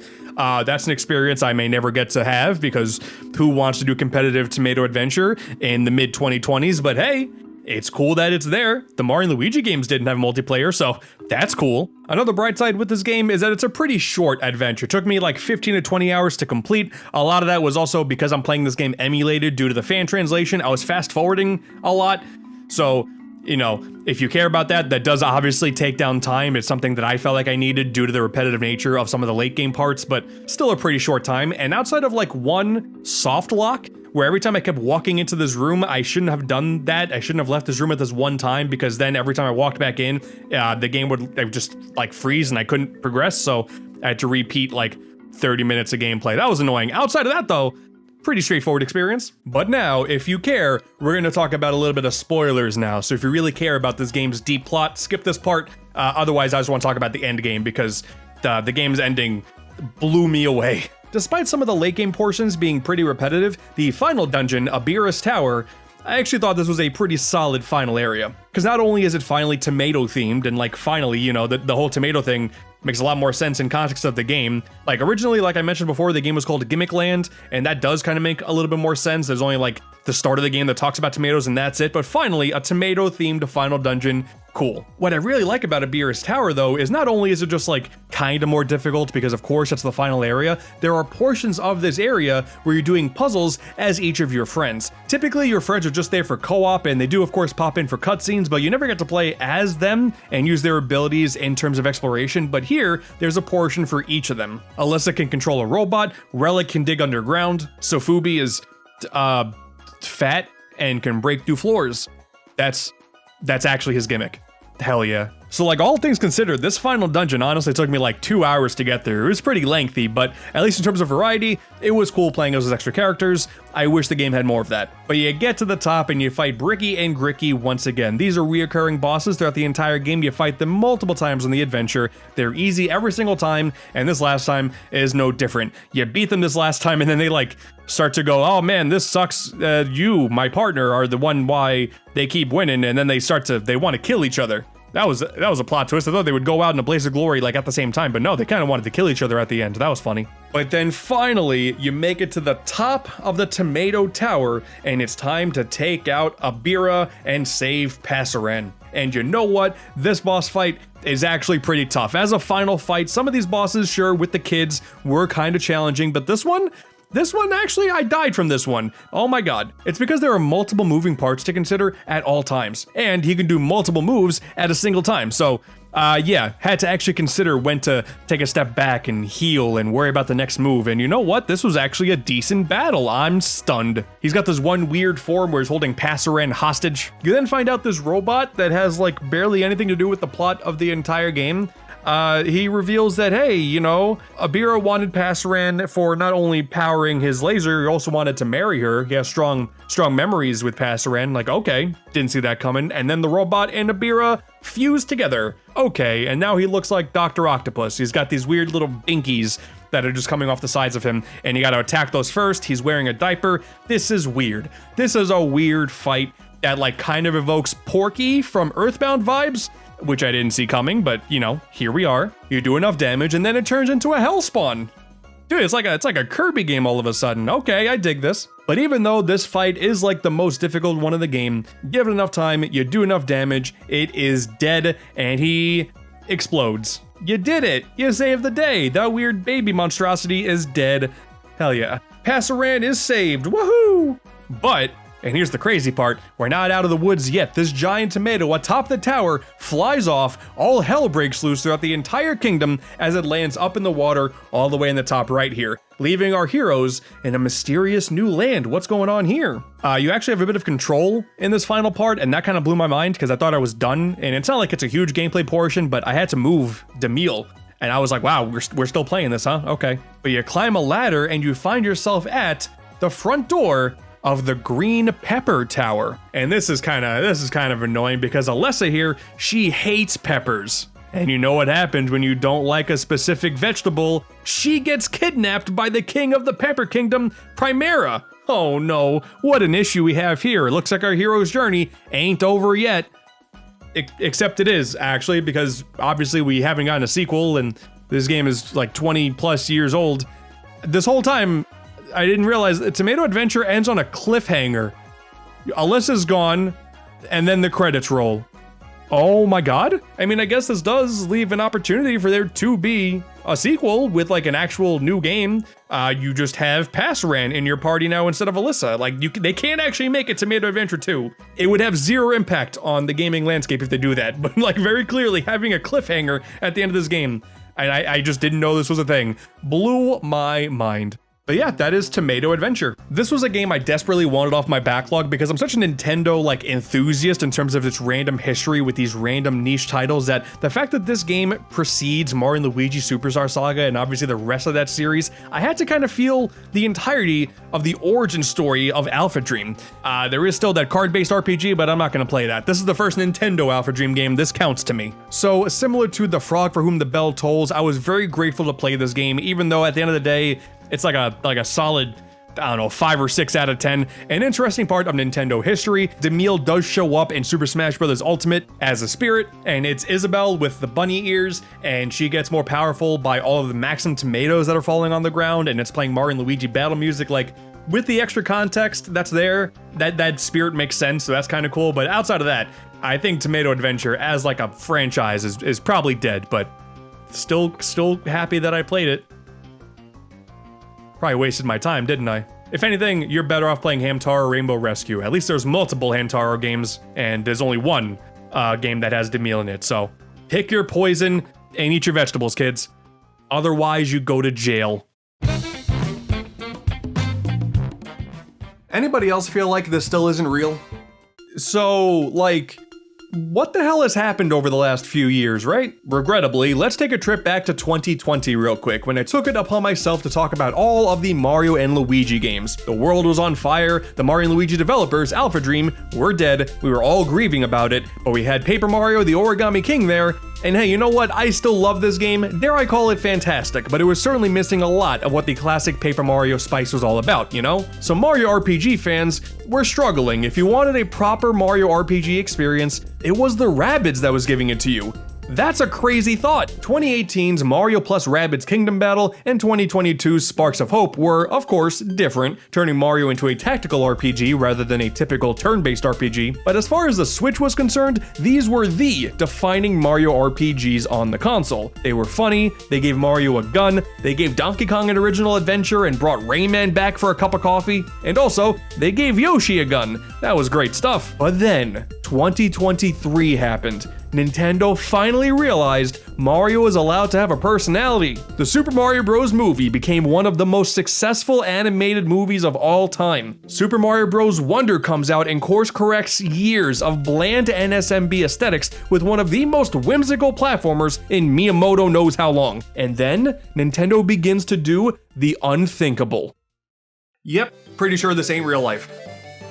Listen to me, okay? Obviously we're here to talk about Brothership, I get it, but I truly don't think the impact of this game would be as high as it was if Nintendo didn't masterfully space out the reveals and releases of Super Mario RPG and Paper Mario the Thousand Year Door. Two remakes that genuinely seemed impossible, and even though they've already released, it still kind of feels that way. When you have game reveals so shocking that it results in a bunch of grown adults crying at their mere existence, myself included, you know you're doing something right here. Whether it be due to Square Enix's involvement with RPG and the general continuous slaps in the face to Geno fans, or Nintendo's general ignorance to Paper Mario's golden age, it didn't matter anymore. It may have seemed like Mario RPGs had no future, but suddenly, even though it was a bunch of the past coming back, there was something there. These are two of the greatest accomplishments in recent Nintendo history, and obviously come highly recommended. But with Mario RPG back, with Paper Mario back, there was only one RPG pillar left. Dude, I'm still very proud about how early I got this, by the way. Like, a lot of people waited to see Luigi, but all I saw was the castle, and I was like, oh yeah, bro. Is this Mario Luigi? Easily. The first new game in a series from a dead developer in like a decade, of course. Oh my god. Not counting the 3DS remakes that put the original developer out of business, this is the first time in 9 years we got a brand new Mario & Luigi game to play. And need I remind you, that original studio is dead. So like, getting a new game in the first place, that seemed impossible. If you watched my retrospective from a few years ago, you know the only thing I didn't talk about as much as I should have are the side modes in the 3DS remakes. Now, I've gone ahead and remedied my mistake because as I'm uploading this video, I just uploaded a video on my second channel talking about those modes in a little more detail. So go to AntDude Plus, go watch that video. If you're a big fan of Bowser Jr.'s journey, that's the place to be after you watch this video, of course. And subscribe to AntDude Plus. I'm trying to make that something. Go for it. As for Mario & Luigi Brothership, I have a lot of thoughts about this game. A lot of good, a lot of bad. Sprinkle in some classic Italian gibberish in there. Okay, so let's get on with it. Welcome to a fully comprehensive look at Mario & Luigi Brothership for the Nintendo Switch family of systems. And don't worry, if you're worried about spoilers, there'll be a spoiler warning before we get to all the deep stuff, so don't worry, you'll be good. And also, kudos to Europe, because they could have very easily called this Mario & Luigi Brothership Bros, and it would have been stupid beyond all belief, but at least it would have been consistent, you know? It would have been funny. Bros, we are so unbelievably back. We do once again lack the intro bit where Mario and Luigi go, Nintendo! But whatever, I'll take whatever I can get at this point. It is worth pointing out first though that yes, this is obviously the first game in the series developed after the original studio, AlphaDream, closed down. Brothership comes to us by a studio that actually has a really robust history, Acquire, a Japanese company founded way back in 1994. And they've been responsible for a bunch of random games like Tenchu, Way of the Samurai, What Did I Do to Deserve This, My Lord? What on earth is that? Okay. And Akiba Strip. It's a varied lineup to say the very least, but in more recent times, these guys have been the co-developers for the Octopath Traveler games. I'm not really a big fan of the first Octopath, but dude, Octopath 2 is one of the greatest RPGs of all time as far as I'm concerned, so okay, we're in good hands here. It may sound like a random studio at first, but it is clear Acquire is more than qualified here. Besides, you know, it could be worse. For a while it was rumored to be Ilka, the studio behind Pokemon Brilliant Diamond and Shining Pearl, and yeah, man, I'm just happy that's not the case. Mario! Luigi? One day in the Mushroom Kingdom, Luigi almost dies from bees. Little idiot runs off a cliff without realizing it. And that's it. No, of course, Mario grabs and saves him, and then their hands begin to glow, and a mysterious vortex appears in the sky, and it starts to suck in everybody. Peach and the Toads, Bowser, Bowser Jr., all the Minions, and of course, the Bros. Everybody scatters in the process, but all find themselves in the brand new land of Concordia. Before long, Mario finds Luigi, and you're accompanied by a new little guy named Snoutlet, who is not a pig. I swear to God, if you call him a pig, I will end you and so will he. And there's also this other new character, Connie, who informs you of Concordia's issues. The great Unitree that connected all the lands in Concordia has been destroyed due to a catastrophic event. So with a new Unitree growing here on Shipshape Island, it is now up to you to restore Concordia to its former glory by traveling around to all the scattered islands and utilizing Connector energy, which is man, that is a remarkably clever name, and bring everything back together once again. Oh, and also Connie's job title is Botanist, a student in the science of electric plants.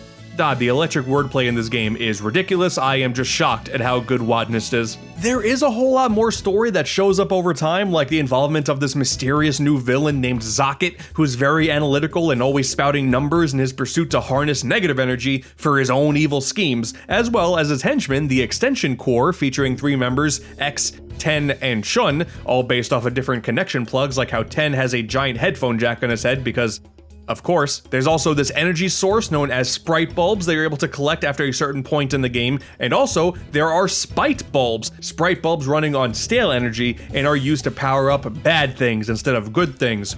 Oh no, dude. Zocket's giant tie thing here is like a wire cutter. Like, man, the second all of these designs were revealed, I was like, these are some of the most insane and stupid designs I've ever seen in my entire life. Mario and Luigi is so back. An interesting idea with the plot as well is sometimes you get the choice of how the story will continue, like which of these 2 characters do you save first? Do you send Peach out for this mission or Luigi? I guess having that option is nice, but I don't know, the results are pretty minor, and I wouldn't miss them if it was just a standard, we're gonna tell the story no matter what. Like, who you save will man this weapon shop on the island while the other stays home.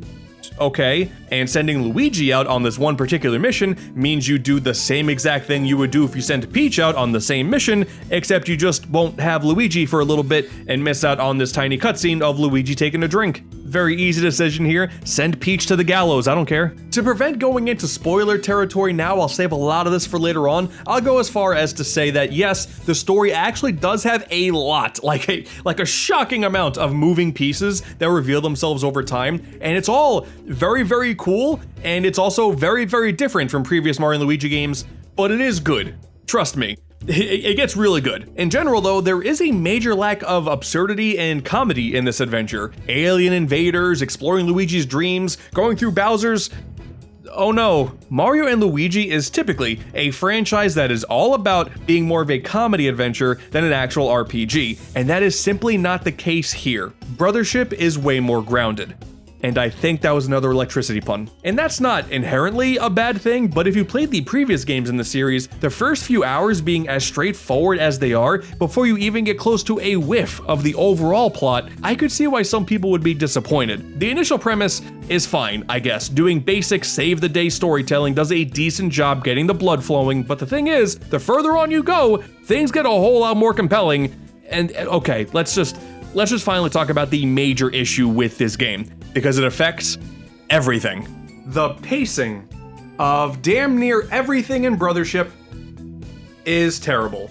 Now that's not really indicative of the quality of the primary content in this game, because like the story, the gameplay, a lot of the locations that you visit, some of the NPCs you interact with, there's a lot of really good stuff in Brothership, but it just takes far too long in between everything in this game, like everything. I'm gonna be a broken record for this video, but it's like in between everything, I swear. The immediate thought that comes to mind then is Dream Team, another game that I and many others consider to be fairly poorly paced. However, the issue with Dream Team was the over-reliance on tutorial segments that slowed the game down to a crawl, and the major story of the game taking a back seat for a bulk of the ride. Here though, tutorial segments are pretty infrequent, and when they do show up, it's quick, it's snappy, you get right back into the gameplay to practice. And the ever-evolving story is almost constantly being reminded to you at every single turn. Some would say too much, I think it's fine. Let's now get some lines in there, whatever. The fluff in Brothership comes in the form of taking just far too long to ramp up the stakes in the plot, taking far too long to start throwing in locations that have a bit of personality, since those early ones are pretty basic grasslands and deserts. It takes far too long to spice up the battles with mechanics like these series staple hammers, bros moves, and more. You spend a heavy majority of time in the beginning dealing with enemies with your simple jump, hammer, and shell attacks. That's it. There's also no level up stat roulette here either. Not the biggest issue in the world, I guess, but it's still a bit of a weird omission for a game that otherwise feels like it's trying to go really hard to go back to series basics here. But at least the animations are cool. And it's not as if any of this stuff is bad necessarily, it is still fun, but Brothership definitely lacks a strong opening, and the entire adventure could have easily lost like I don't know, 10, 15 hours, maybe even 20. Like, there's a lot of stuff that could have been cut here. A full completion run took me 45 plus hours, almost 20 more than Dream Team, a game that I already thought was too long. I still think the pacing in that game is worse though, since I would rather have a slow rollout of mechanics and plot points than regularly being stopped in my tracks by Dreambert. Sorry, Dream Team fans, I had to throw one more in there. I'll move on, I'm sorry. Snoutlet does do a lot of talking for sure. It's not like he has a massive personality or anything. He's just a flying text box for most of the game, but I don't know. I do find him a little bit more charming. He's constantly throwing meat puns at you, and that's kind of cute. Like, yeah, it is a bit ham-fisted, and medium rarely does it ever really hit, but in my opinion, he's still got the chops to be a worthwhile partner, I'd say. Sorry, I couldn't help myself. I think the most upsetting thing here is I would argue that Brothership doesn't start getting really good until the 10 to 15 hour mark, aka basically the entire length of Superstar Saga. And also, while I'm in the middle of this complaining stage of the video, it's a pretty minor thing in the grand scheme of things, but the lack of references to previous adventures, that's pretty upsetting. One of the collectibles in the game are these reefs that are scattered throughout the waters as you're exploring, and some of them are characters from the first 4 Mario and Luigi games. There's no Paper Jam references here. I think at one point Snoutlet says something about being a slip of paper, and that's like the only reference that game got. But you know, that game lacked any identity in the first place, so that part's not all too surprising. Starlow's here. She adds nothing to the overall story though, but damn it, there she is. She is simply here as Peach's partner now, which is fine, I guess. I do like Starlow. I'm glad that little bit of continuity is here, but that's about it. And if anybody finds Stuffwell, please tell him to call home. He's been missing for 20 years, and I'm worried sick about him. But yeah, that's it. Again, trust me on this. Brothership does eventually build a strong enough identity on its own, but I'm selfish here. I definitely wanted more. The Elite Trio will continue to be one of the greatest missed opportunities in this series yet. Kylie Koopa would have been a great addition, perhaps writing about your status on the Concordia saving adventure for the other residents to see. Why not? I don't know. I'm just spitballing here. Would have been nice. This is like the first Mario and Luigi game to also forego the typical Wiggler fight. Like all the other Mario and Luigi games have a Wiggler fight. This one doesn't. Like that would have been something. And speaking of, by the way, that was the last time we saw Popple in this universe, was running away from a Wiggler. And that's it. Not in this game. Just, I don't know, something would have been nice. Dude, you remember the best fitness friends from Bowser Jr.'s Journey? Yeah, me neither. Instead, we get Grampy Turnips, a series of old men vegetables that act as a collectible, and their whole thing is giving you poor life advice and then ending with jokes that genuinely like aren't funny at all and are a complete waste of time. Like, it's not even like an unironic like, aha, I got, like, it's just not funny at all. That's the whole joke. I want to chop them up and cook them in a stew. I feel like it was important to bring up now before we really get into the gameplay portion here, because like the pacing is going to plague Brothership's immediate legacy. Make no bones about it.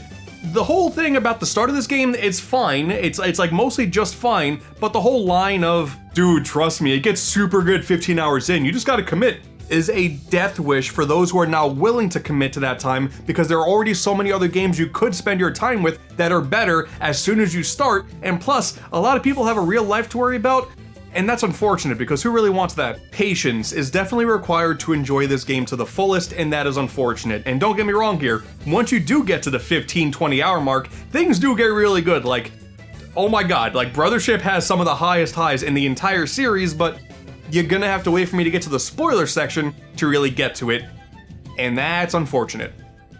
There are so many things that this new development team got right with this first Mario & Luigi adventure on consoles. For one, the presentation is flawless. Acquire definitely understood the assignment when it came to making sure that a Mario & Luigi game is absolutely oozing with personality from top to bottom, even though I'm still not entirely sure Luigi has his striped socks, but you know what?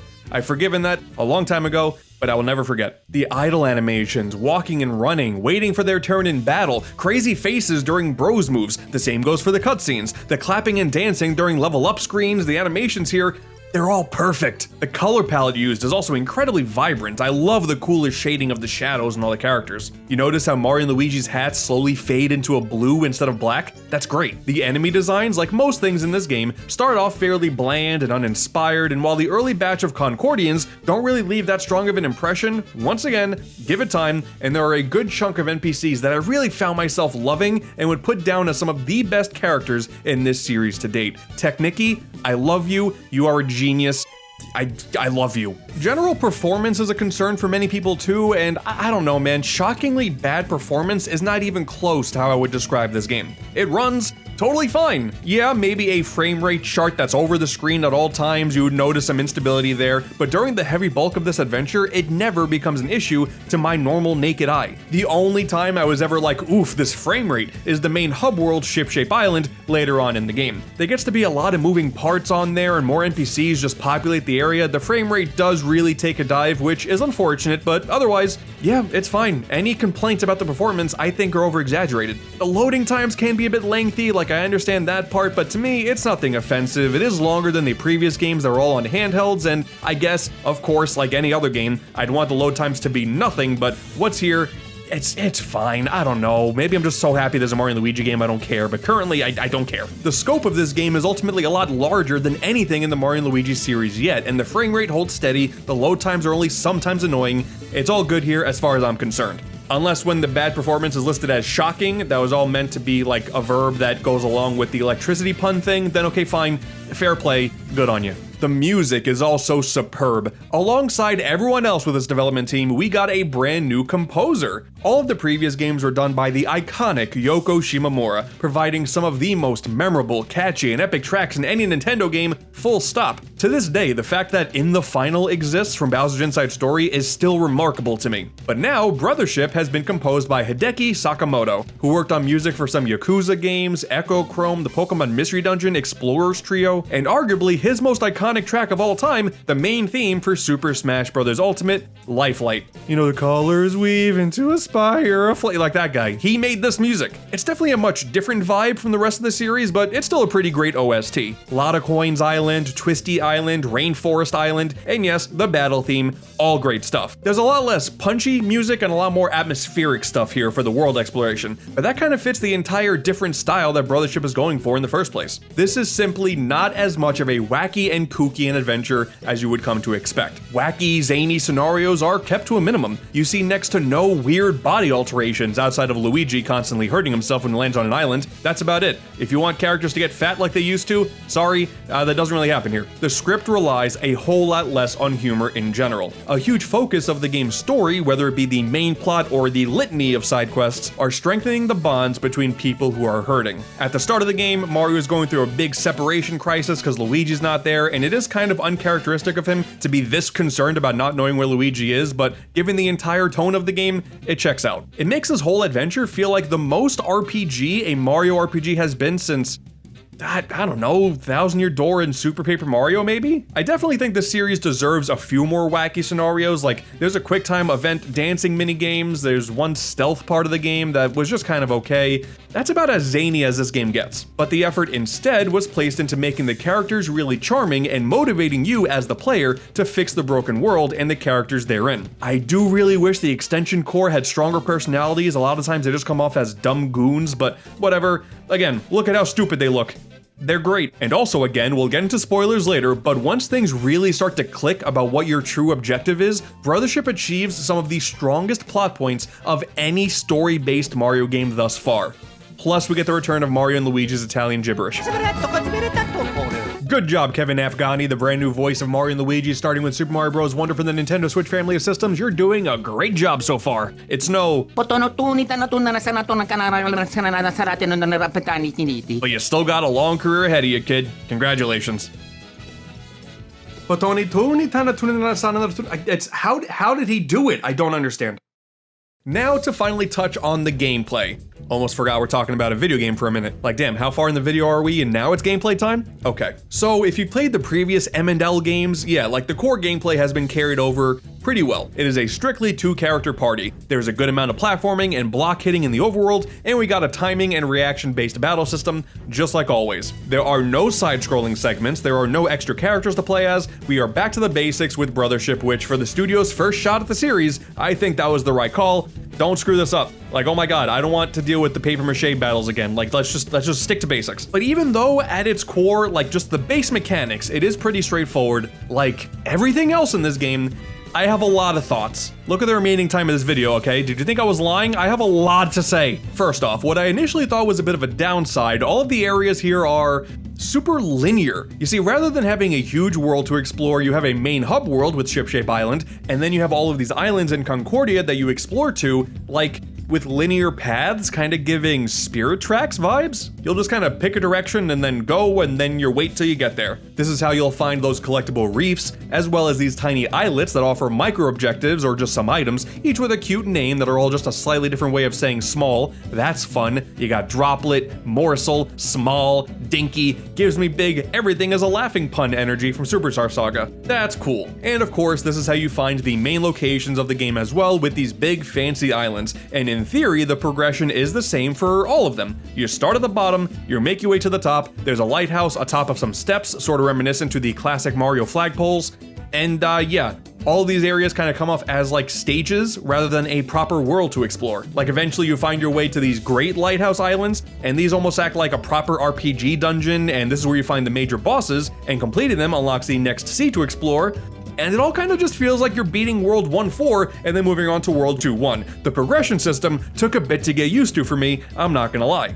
Because it's not like the other games weren't also linear, but it was never this blatant before, at least at first. Again, the game takes way too long to really get interesting. These first few islands may have a town and NPCs to deal with, but the linearity does begin to get a bit cumbersome. And again, I swear, I have to say for every single thing, because it applies to everything about this game. I'm telling you, give it some time and these islands start to finally tell more unique stories and are filled with more thoughtful NPCs. The villain Zocket starts to show his hand a little bit more, being a better driving force to push you forward than simply fixing the islands. You will slowly, and I mean very slowly, unlock exploration-based bros moves like the UFO spin and the bro ball, often requirements to getting to some areas that you couldn't get to before. And the side quests start to pile up like crazy. And I do like this side quest system because once you get to an island's lighthouse and repair it, it becomes easily accessible from a pipe on Shipshape. And what's cool is you'll see characters using that pipe to travel to those different areas. This allows the possibilities of characters from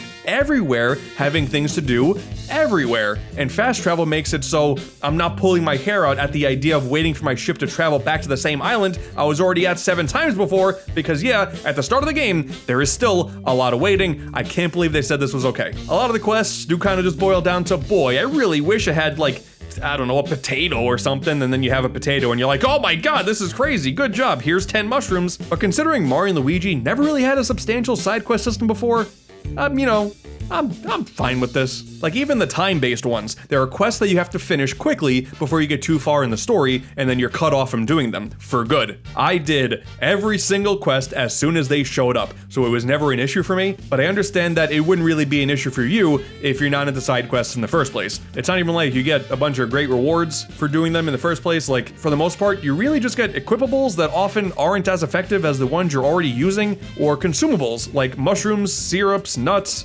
Thank God the nuts are back, and beans. Again?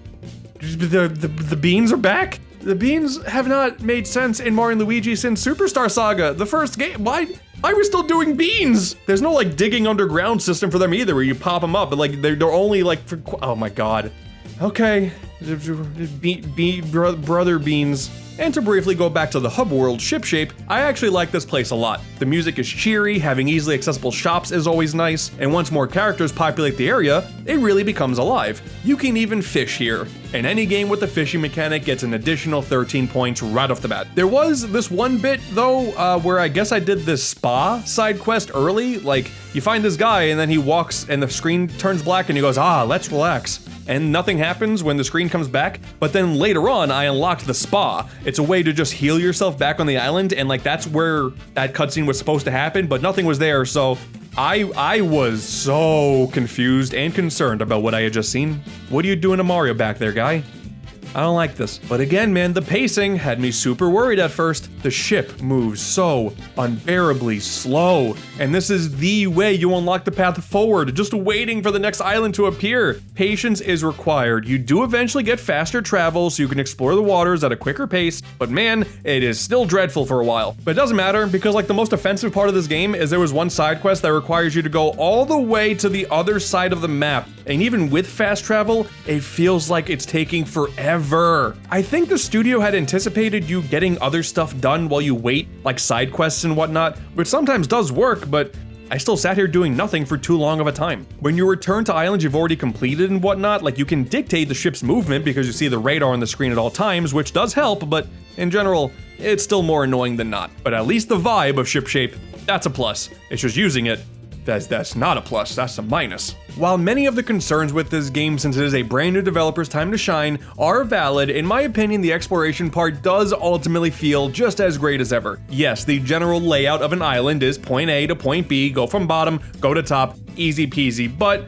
you know, there are some little things here and there, and these little extra things you do every so often, and then later on in the game, you're tasked with going back to these areas, not part of the side quests, and then like, okay, they get a little more expanded upon, like, oh, it's there. It is there. It's just, once again, get past the hurdle of the linearity, I'm telling you. But realistically, all that stuff aside, I feel like the biggest criticism that I noticed with this game at first was, for the first time in series history, you no longer have direct control over Luigi. Sometimes you tell him to go out on his own and then you use his unique button while Mario has his own unique button. That's kind of reminiscent of the old days, but for the majority of the exploration, he just follows you around like a Pokemon. He jumps automatically, enemies never really aggro him. For a lot of the time, he's just kind of there. Some seem to have taken a big issue with this, like, oh my god, this is a sin against everything Mario and Luigi stands for, how dare they? Personally, what we have now, I almost prefer.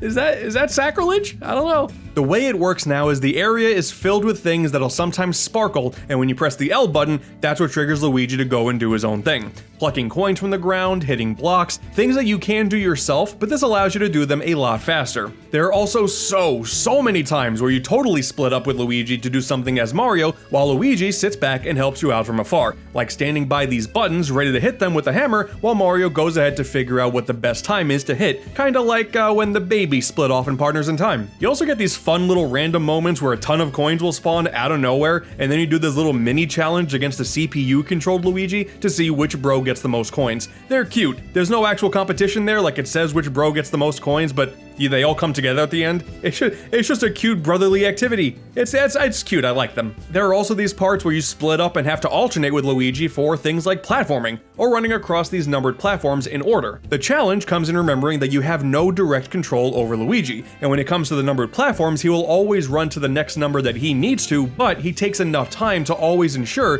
that you have the perfect amount of time to allow yourself to figure out the best route to get to the number that you need to get to first. Maybe I'm just a sucker for number-based puzzles, but these are cool too. But then we have one of my favorite new mechanics in this game. Luigi does ultimately get a lot of time to shine, but none more so than a core mechanic of the entire adventure, which is, hold on, wait a second. Let Luigi cook. Luigi logic. There is a whole thing in this game about, hey, Mario doesn't know what to do. The not piggy bank, he doesn't know what to do either. And then Luigi's like, okay, hold the f up. I got an idea. Yeah, it may be a bit hand-holdy, they are just cutscenes, it's not like you have to figure out when to activate Luigi's brain, it just happens automatically, but it is such a funny concept, it was always worth it just to see the exclamation point with the L, like, oh my god, what a genius design. I prefer this so much more than Luigi kinda being relegated to just being a bumbling idiot in the previous games. Like, yes, you could control him, but he was just made fun of a bunch, and here, he gets so much more spotlight, and it's just the right amount of correction to his character, in my opinion. Like, I guess Mario is a little dumber as a result because sometimes the Luigi logic is something I figured out in 2 seconds, but whatever. It's still funny. Confirmed.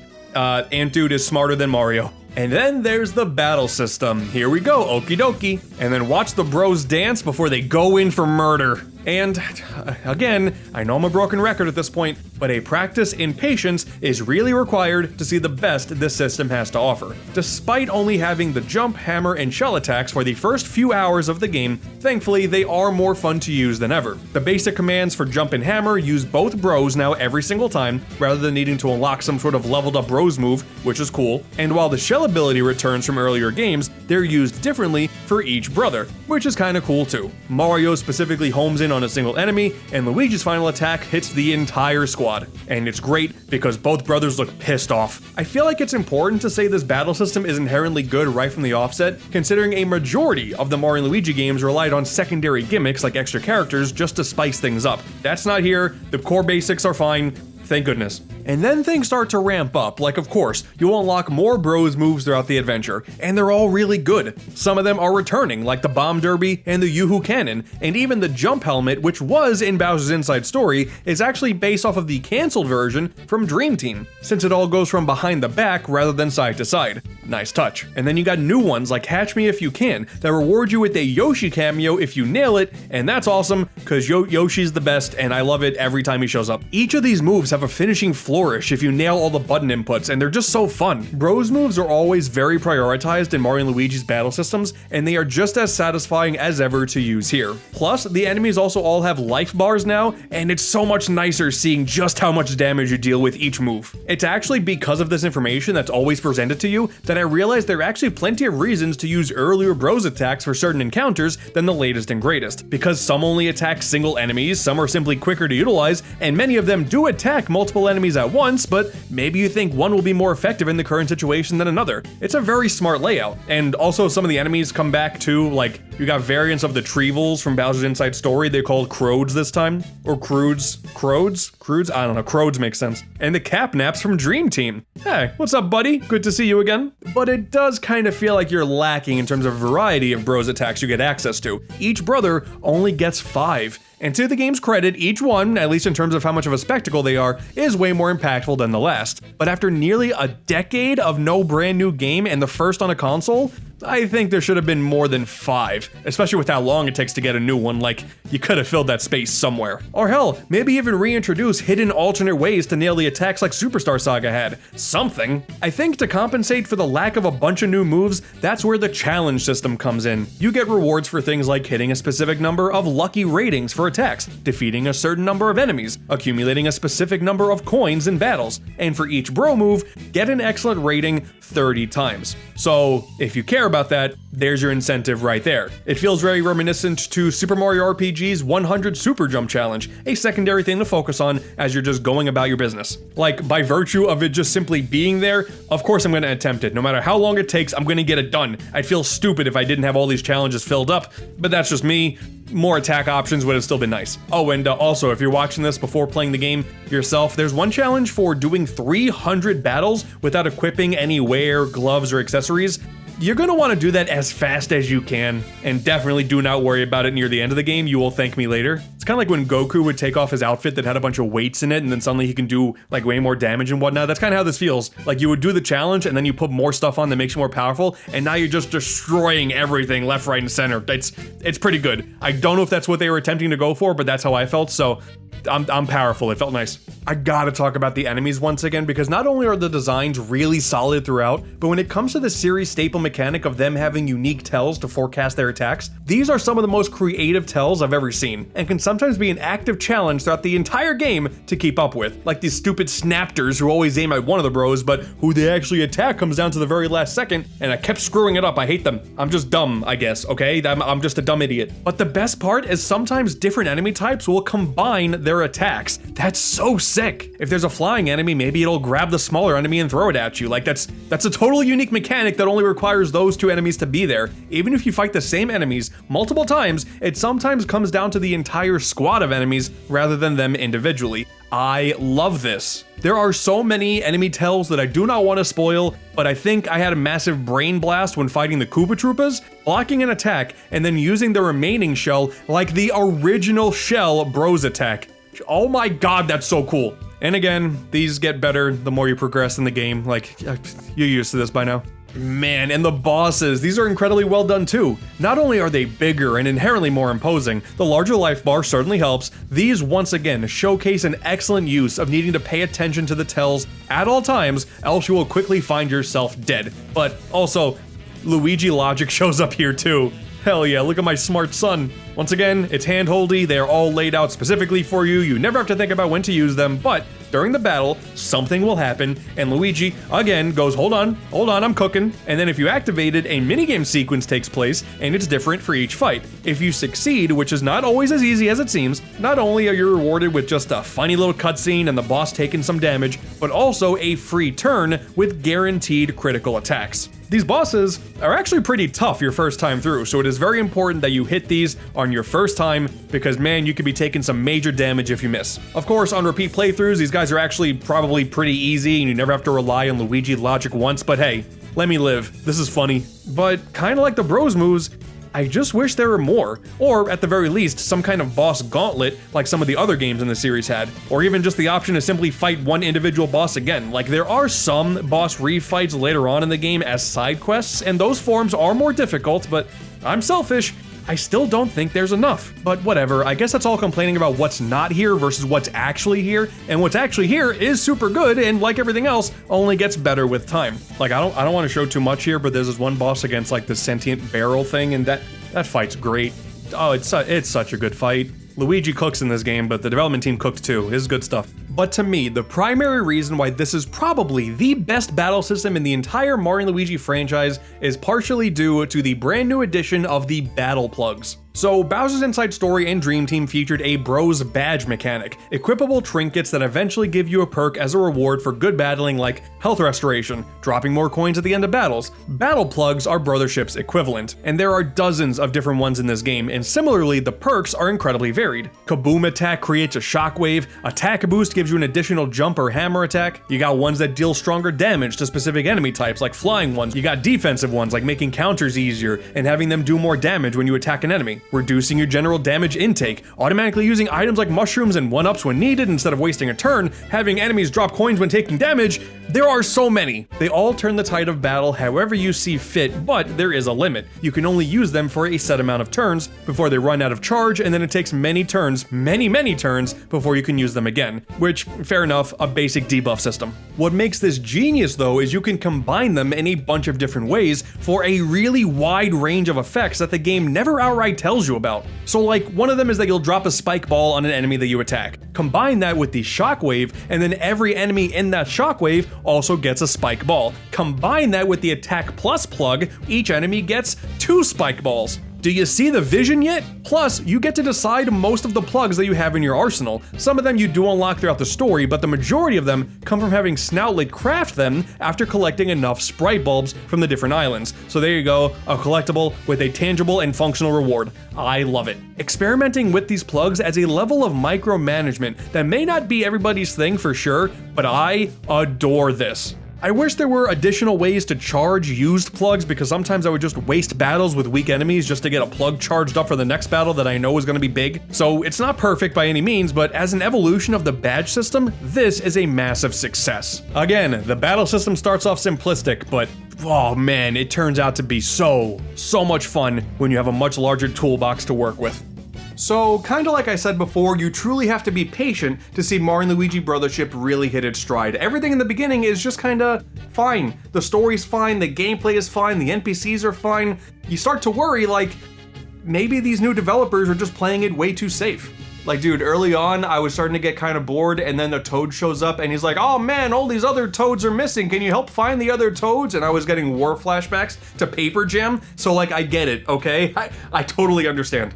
Now, just so I can finally put my stamp on it, yes, the pacing is a fundamental issue with this game, but if you see it through and you really see everything this game has to offer, you will see that Mario and Luigi Brothership truly delivers something special. And man, we haven't even really gotten into the story yet. Okay, so I hope by now you get a good idea of what I think about the majority of this game, but now it's time for the spoilers section. I'll give you a few seconds to jump ahead if you want to do that, but just know what I'm about to talk about in this spoiler section is one of the greatest endgames of any Mario adventure ever. Like, it's absurd. The turnaround I had on this game from like the first 15 hours to the last 10 hours should be studied because it's remarkable. Okay, you've been given enough time. Let's talk about it, because oh man, I got things to say. Dude, Birdo is in this game for like 5 minutes. What? Regarding the gameplay portion that I would consider spoilers, I just want to further verify things that I know I've said it so many times in this video already, but things simply become better the longer you play the game. There is really no better way to describe it. Islands become way more varied, the characters that inhabit them and their stories within become way more interesting, like Tech Nikki once again. I love her. She has this old rivalry with this other genius called Daphne, and then seeing them work together and kind of fight each other, like that's really cool, even though Daphne herself is just kind of fine, whatever. Her makeup is ridiculous. You're dealing with royalty at times with Bernadette and Chillium, because you get Burn and Chill, haha. They're adorable, and you can help officiate their wedding. It's amazing. Watching Diode rock out is just funny to me. And dude, when Bowser finally enters the story, his involvement is so great because he's still a bit of a goofball in typical Mario and Luigi fashion, but you get so much time to interact with a ton of henchmen, and even get to see Bowser Jr. deal with the fact that he's actually developing a genuine friendship with this Concordian kid named Buddy, and oh my god, I love them. Oh, and fighting Bowser's henchmen is pretty cool too. I glossed over that already with the Koopa Troopas, but man, Shy Guy's attack is just Shy Guy says from Mario Party, like, holy shit. This is one of the best attacks in Mario RPG history. That's so good. Regarding the battle plugs, you eventually get 5 slots to deal with. The amount of customization you have here, the amount of thought I put into min-maxing every single battle I went into, especially for this specific set of side quests that's all about taking down extremely difficult variants of existing enemies, was oh, it was beautiful. Again, there's no typical boss or enemy gauntlet, and that is very unfortunate, but there are still a few places that really test your skills, and they were easily some of the best parts of the game. But of course, the main spoiler stuff is with the story. Oh man, it is so unassuming at first, but it turns out they were crafting one of the greatest Mario RPG stories, screw it, Mario stories period, of all time. I have to suspect the story writers attempted to strategically and steadily ramp up the stakes throughout the adventure, because while the foundation is just, light up these lighthouses and bring Concordia back, be the hero, the whole idea of this evil force, the Gloam, finally shows up and things take such a great turn. You see, those spite bulb creatures I mentioned earlier are being used to get the corruptive Gloam substance out of to infect basically everything. Enemies will start showing up with Gloam variants, which more or less just make them powerful and faster with attacks. Gloam suddenly becomes a status effect that you can be inflicted with, which still lets you attack, but prevents you from doing anything with your brother, which yes, even affects the normal attacks since they now default to 2-person attacks now. And Concordians, while exploring, start to show up affected with Gloam too, causing them to completely shut their heart out to anybody around them and seek isolation. To counter all of this, a scientist is recruited to help harvest amp berries as an antidote. It's something given to NPCs to heal them, but also it's an item that can be used in battle to heal the ailment. I don't think the amp berries are used as much as they should be, but as far as the Gloam goes,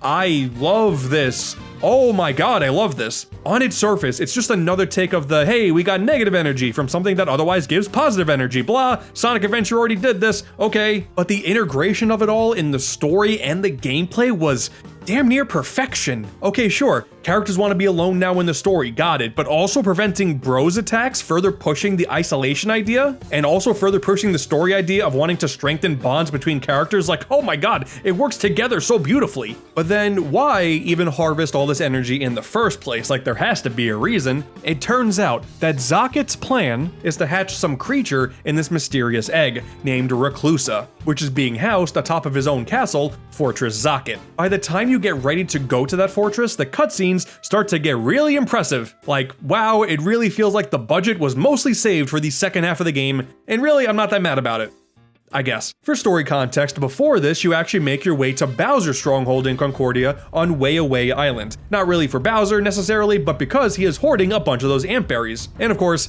Bowser's an idiot, believes you're coming there for other reasons, so you guys fight, you defeat him, then you learn that the Extension Corps have kidnapped Bowser Jr. those electrical pricks. And this is important because when you make it to Zocket, Bowser shows up to save his son. It's at this time when Zocket also starts to show some really unhinged personality traits too. It's awesome. Otherwise, like, he's just talking numbers and percentages and whatnot, but now he's suddenly enraged. Like, it's awesome. He lands his fortress in the center of Concordia and uses all of the lighthouses that you spent hours lighting up and direct Gloam into Bowser, leading to a Gloam Bowser boss fight, which is not the final boss of the game. There's a Mario Luigi game where the final boss is not a variant of Bowser. I am so happy. Oh my god. You still kick his ass, but it's still awesome. Soon after, things start to go awry, leaving the brothers only one option: jump off the fortress. You then find Mario back at the very first area of the game, Conductor Island. And now that you're more well equipped and you have Luigi with you, you can explore the island a bit more, and you eventually find the guardian of all Concordia, the Great Conductor. To which Snoutlet is his assistant, and he forgot to mention that part the whole time. Okay, it's here you learn that Zocket is actually Cosette, Connie's mentor that she spends multiple times in the game reminiscing about, unaware of what's happened to her. Okay, story at this point getting pretty interesting. But now you can't get to Fortress Zocket due to this massive barrier that's been put up. But thankfully at this point the new genius Daphne shows up. You gotta make her a pizza in a nightclub. Once again, they save all the interesting parts of the game with the locations until they're like way far in. It's unfortunate, but this part was cool. The Italians are making pizza, love that. And then she agrees to assist because she also finds Luigi very attractive, and I get it. Same here. This is where another one of those story choices come into play, because you can either follow Daphne's plan to go under the barrier or Technicky's plan to go over it. I decided to go over. I thought it would look cooler, and it does. Sorry, Daphne. You're not doing it for me. You get to the fortress, you deal with the extension core once again, then you get to deal with Zocket, and then they turn back into Cosette. And it doesn't matter, you're still too late. Reclusa emerges from the egg.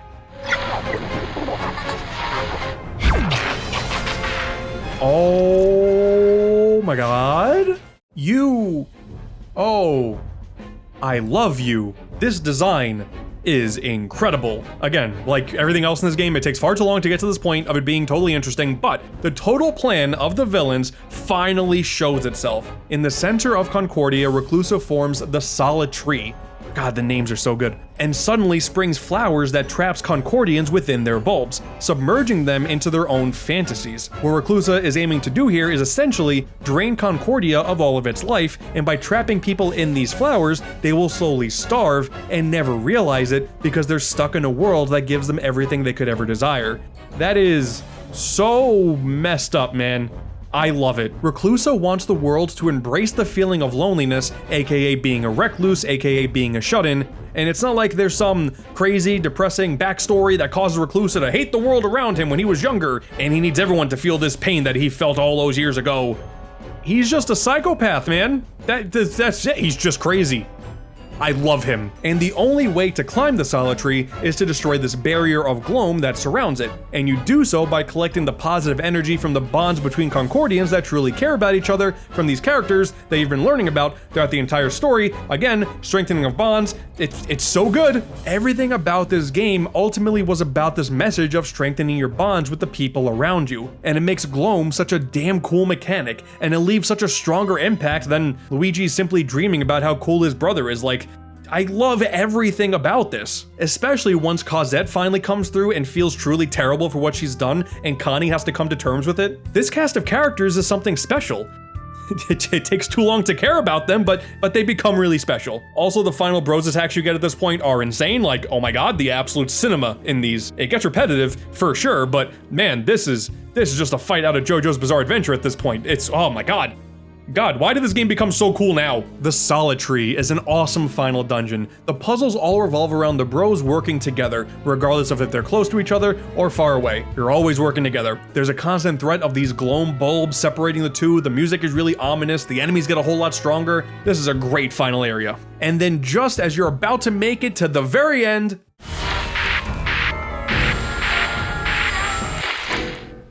uh-oh, suddenly it's the Mushroom Kingdom?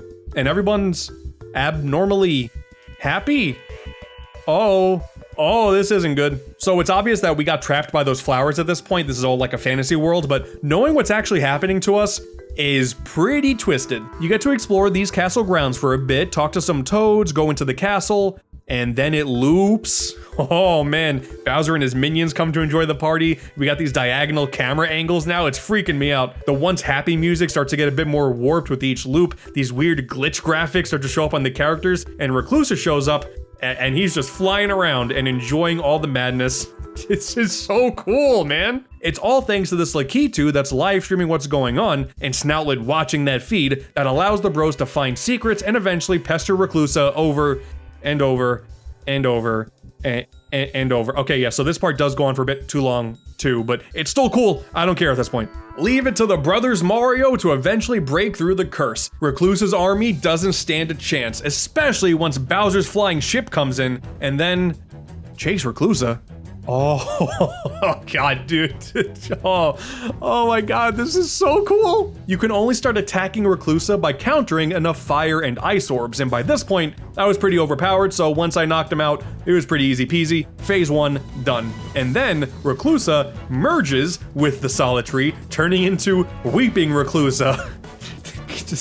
Man, this is not the same game as the first 10 hours. Cosette then damn near sacrifices herself to tell Connie to go on without her and help out, since this new spread of gloom is wiping out everyone. This is wild. Connie does that, she helps the bros prevail. More absolute peak takes place with you flying up this tree segment.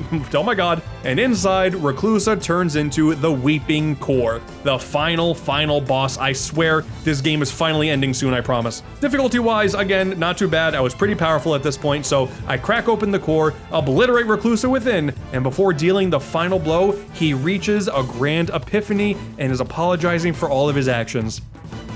Psych! You then all start to fall down as the tree is degrading from under you, and you beat the ever-loving shit out of him. It's glorious. And finally, it took 45 hours, but finally, the evil is gone.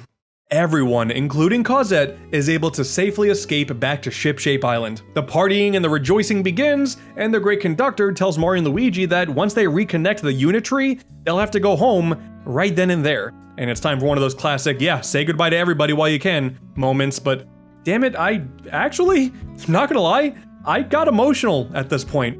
Like, I know I've said it so many times, it takes a long time, but I did really grow to love all of these characters. Not just because some of them are kind of funny sometimes, haha, they make a funny on the screen, but because this whole thing about bonds with the other people and trying to repair them or strengthen the ones that are already there, it makes them feel more real. And now that you saved their land, they will be happy now, but still, it always sucks to say goodbye.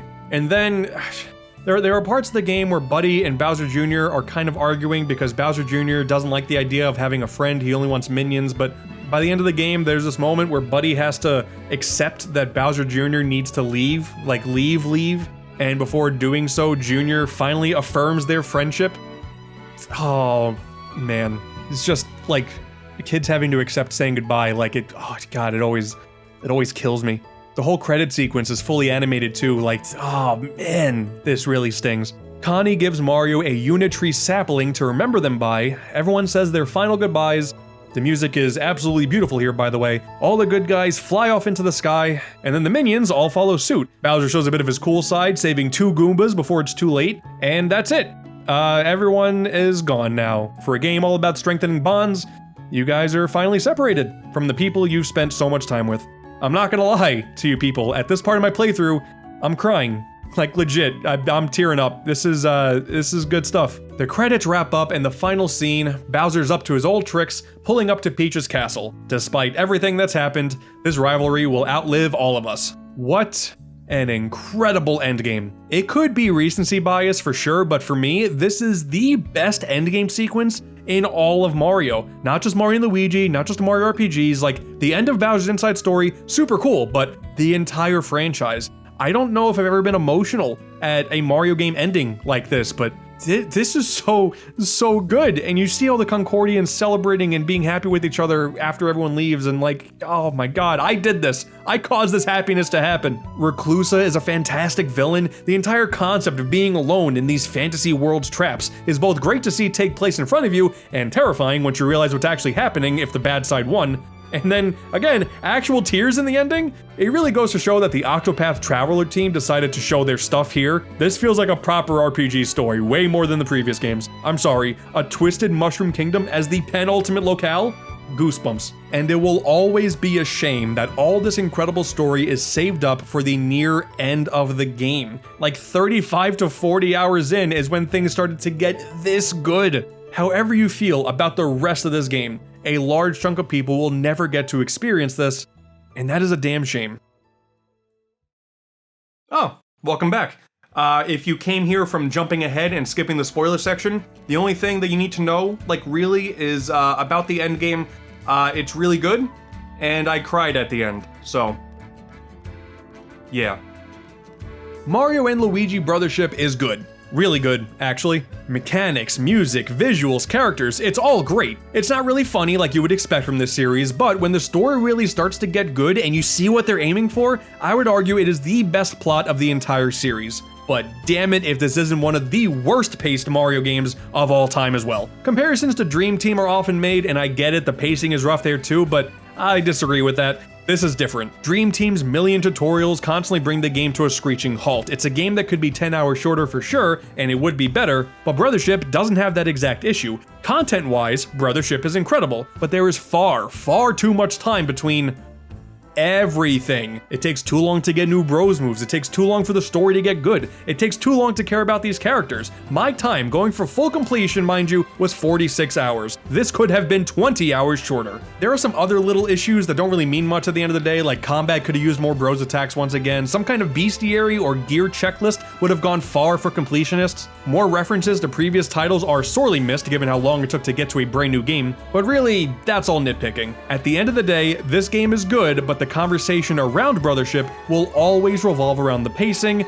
and for the first new Mario & Luigi game in nearly a decade, the first time this series was handed to a new development studio for having the the misfortune, I guess, of following up start to finish incredible remakes of Super Mario RPG and Paper Mario The Thousand Year Door. I'm really happy this game exists, don't get me wrong, but it sadly holds itself back from the true greatness that it could be. Plus, like right after the game came out, reports were starting to surface about Acquire's parent company, Kadokawa, being acquired by Sony, and sure, the joke about acquiring Acquire writes itself, but this just means Mario & Luigi fans can't catch a break. And, before I forget, for those keeping track, I would probably update my overall Mario & Luigi rankings to this, I think. I know my Dream Team slander invalidates my entire opinion for some of you, but I calls them like I sees them. I don't know what to tell you. Dreambird just doesn't do it for me. When the Mario & Luigi retrospective first started, you gotta really think about what the landscape of Mario RPGs was like back then, because Paper Mario was still in the trenches after Color Splash, Mario & Luigi as a franchise was dead, the mere thought of them caring enough to remake Super Mario RPG was such a foreign thought, we were just settling with the garbage skin for Geno and Smash, and that's it. All we had was Mario plus Rabbids Kingdom Battle, which is really good, but, I mean, fast forward a few years, this is the lineup we have on Nintendo Switch now for Mario RPGs? This is insane. I never thought that we would get here, but I am so glad we are because man, this is such a good set of games. No matter what the future holds for the specific subgenre of Mario RPGs, the Switch will go down in history as one of the greatest comeback stories of all time. Because man, we went from Mario RPGs being almost dead to now we are so unbelievably back. Oh, I'm so happy.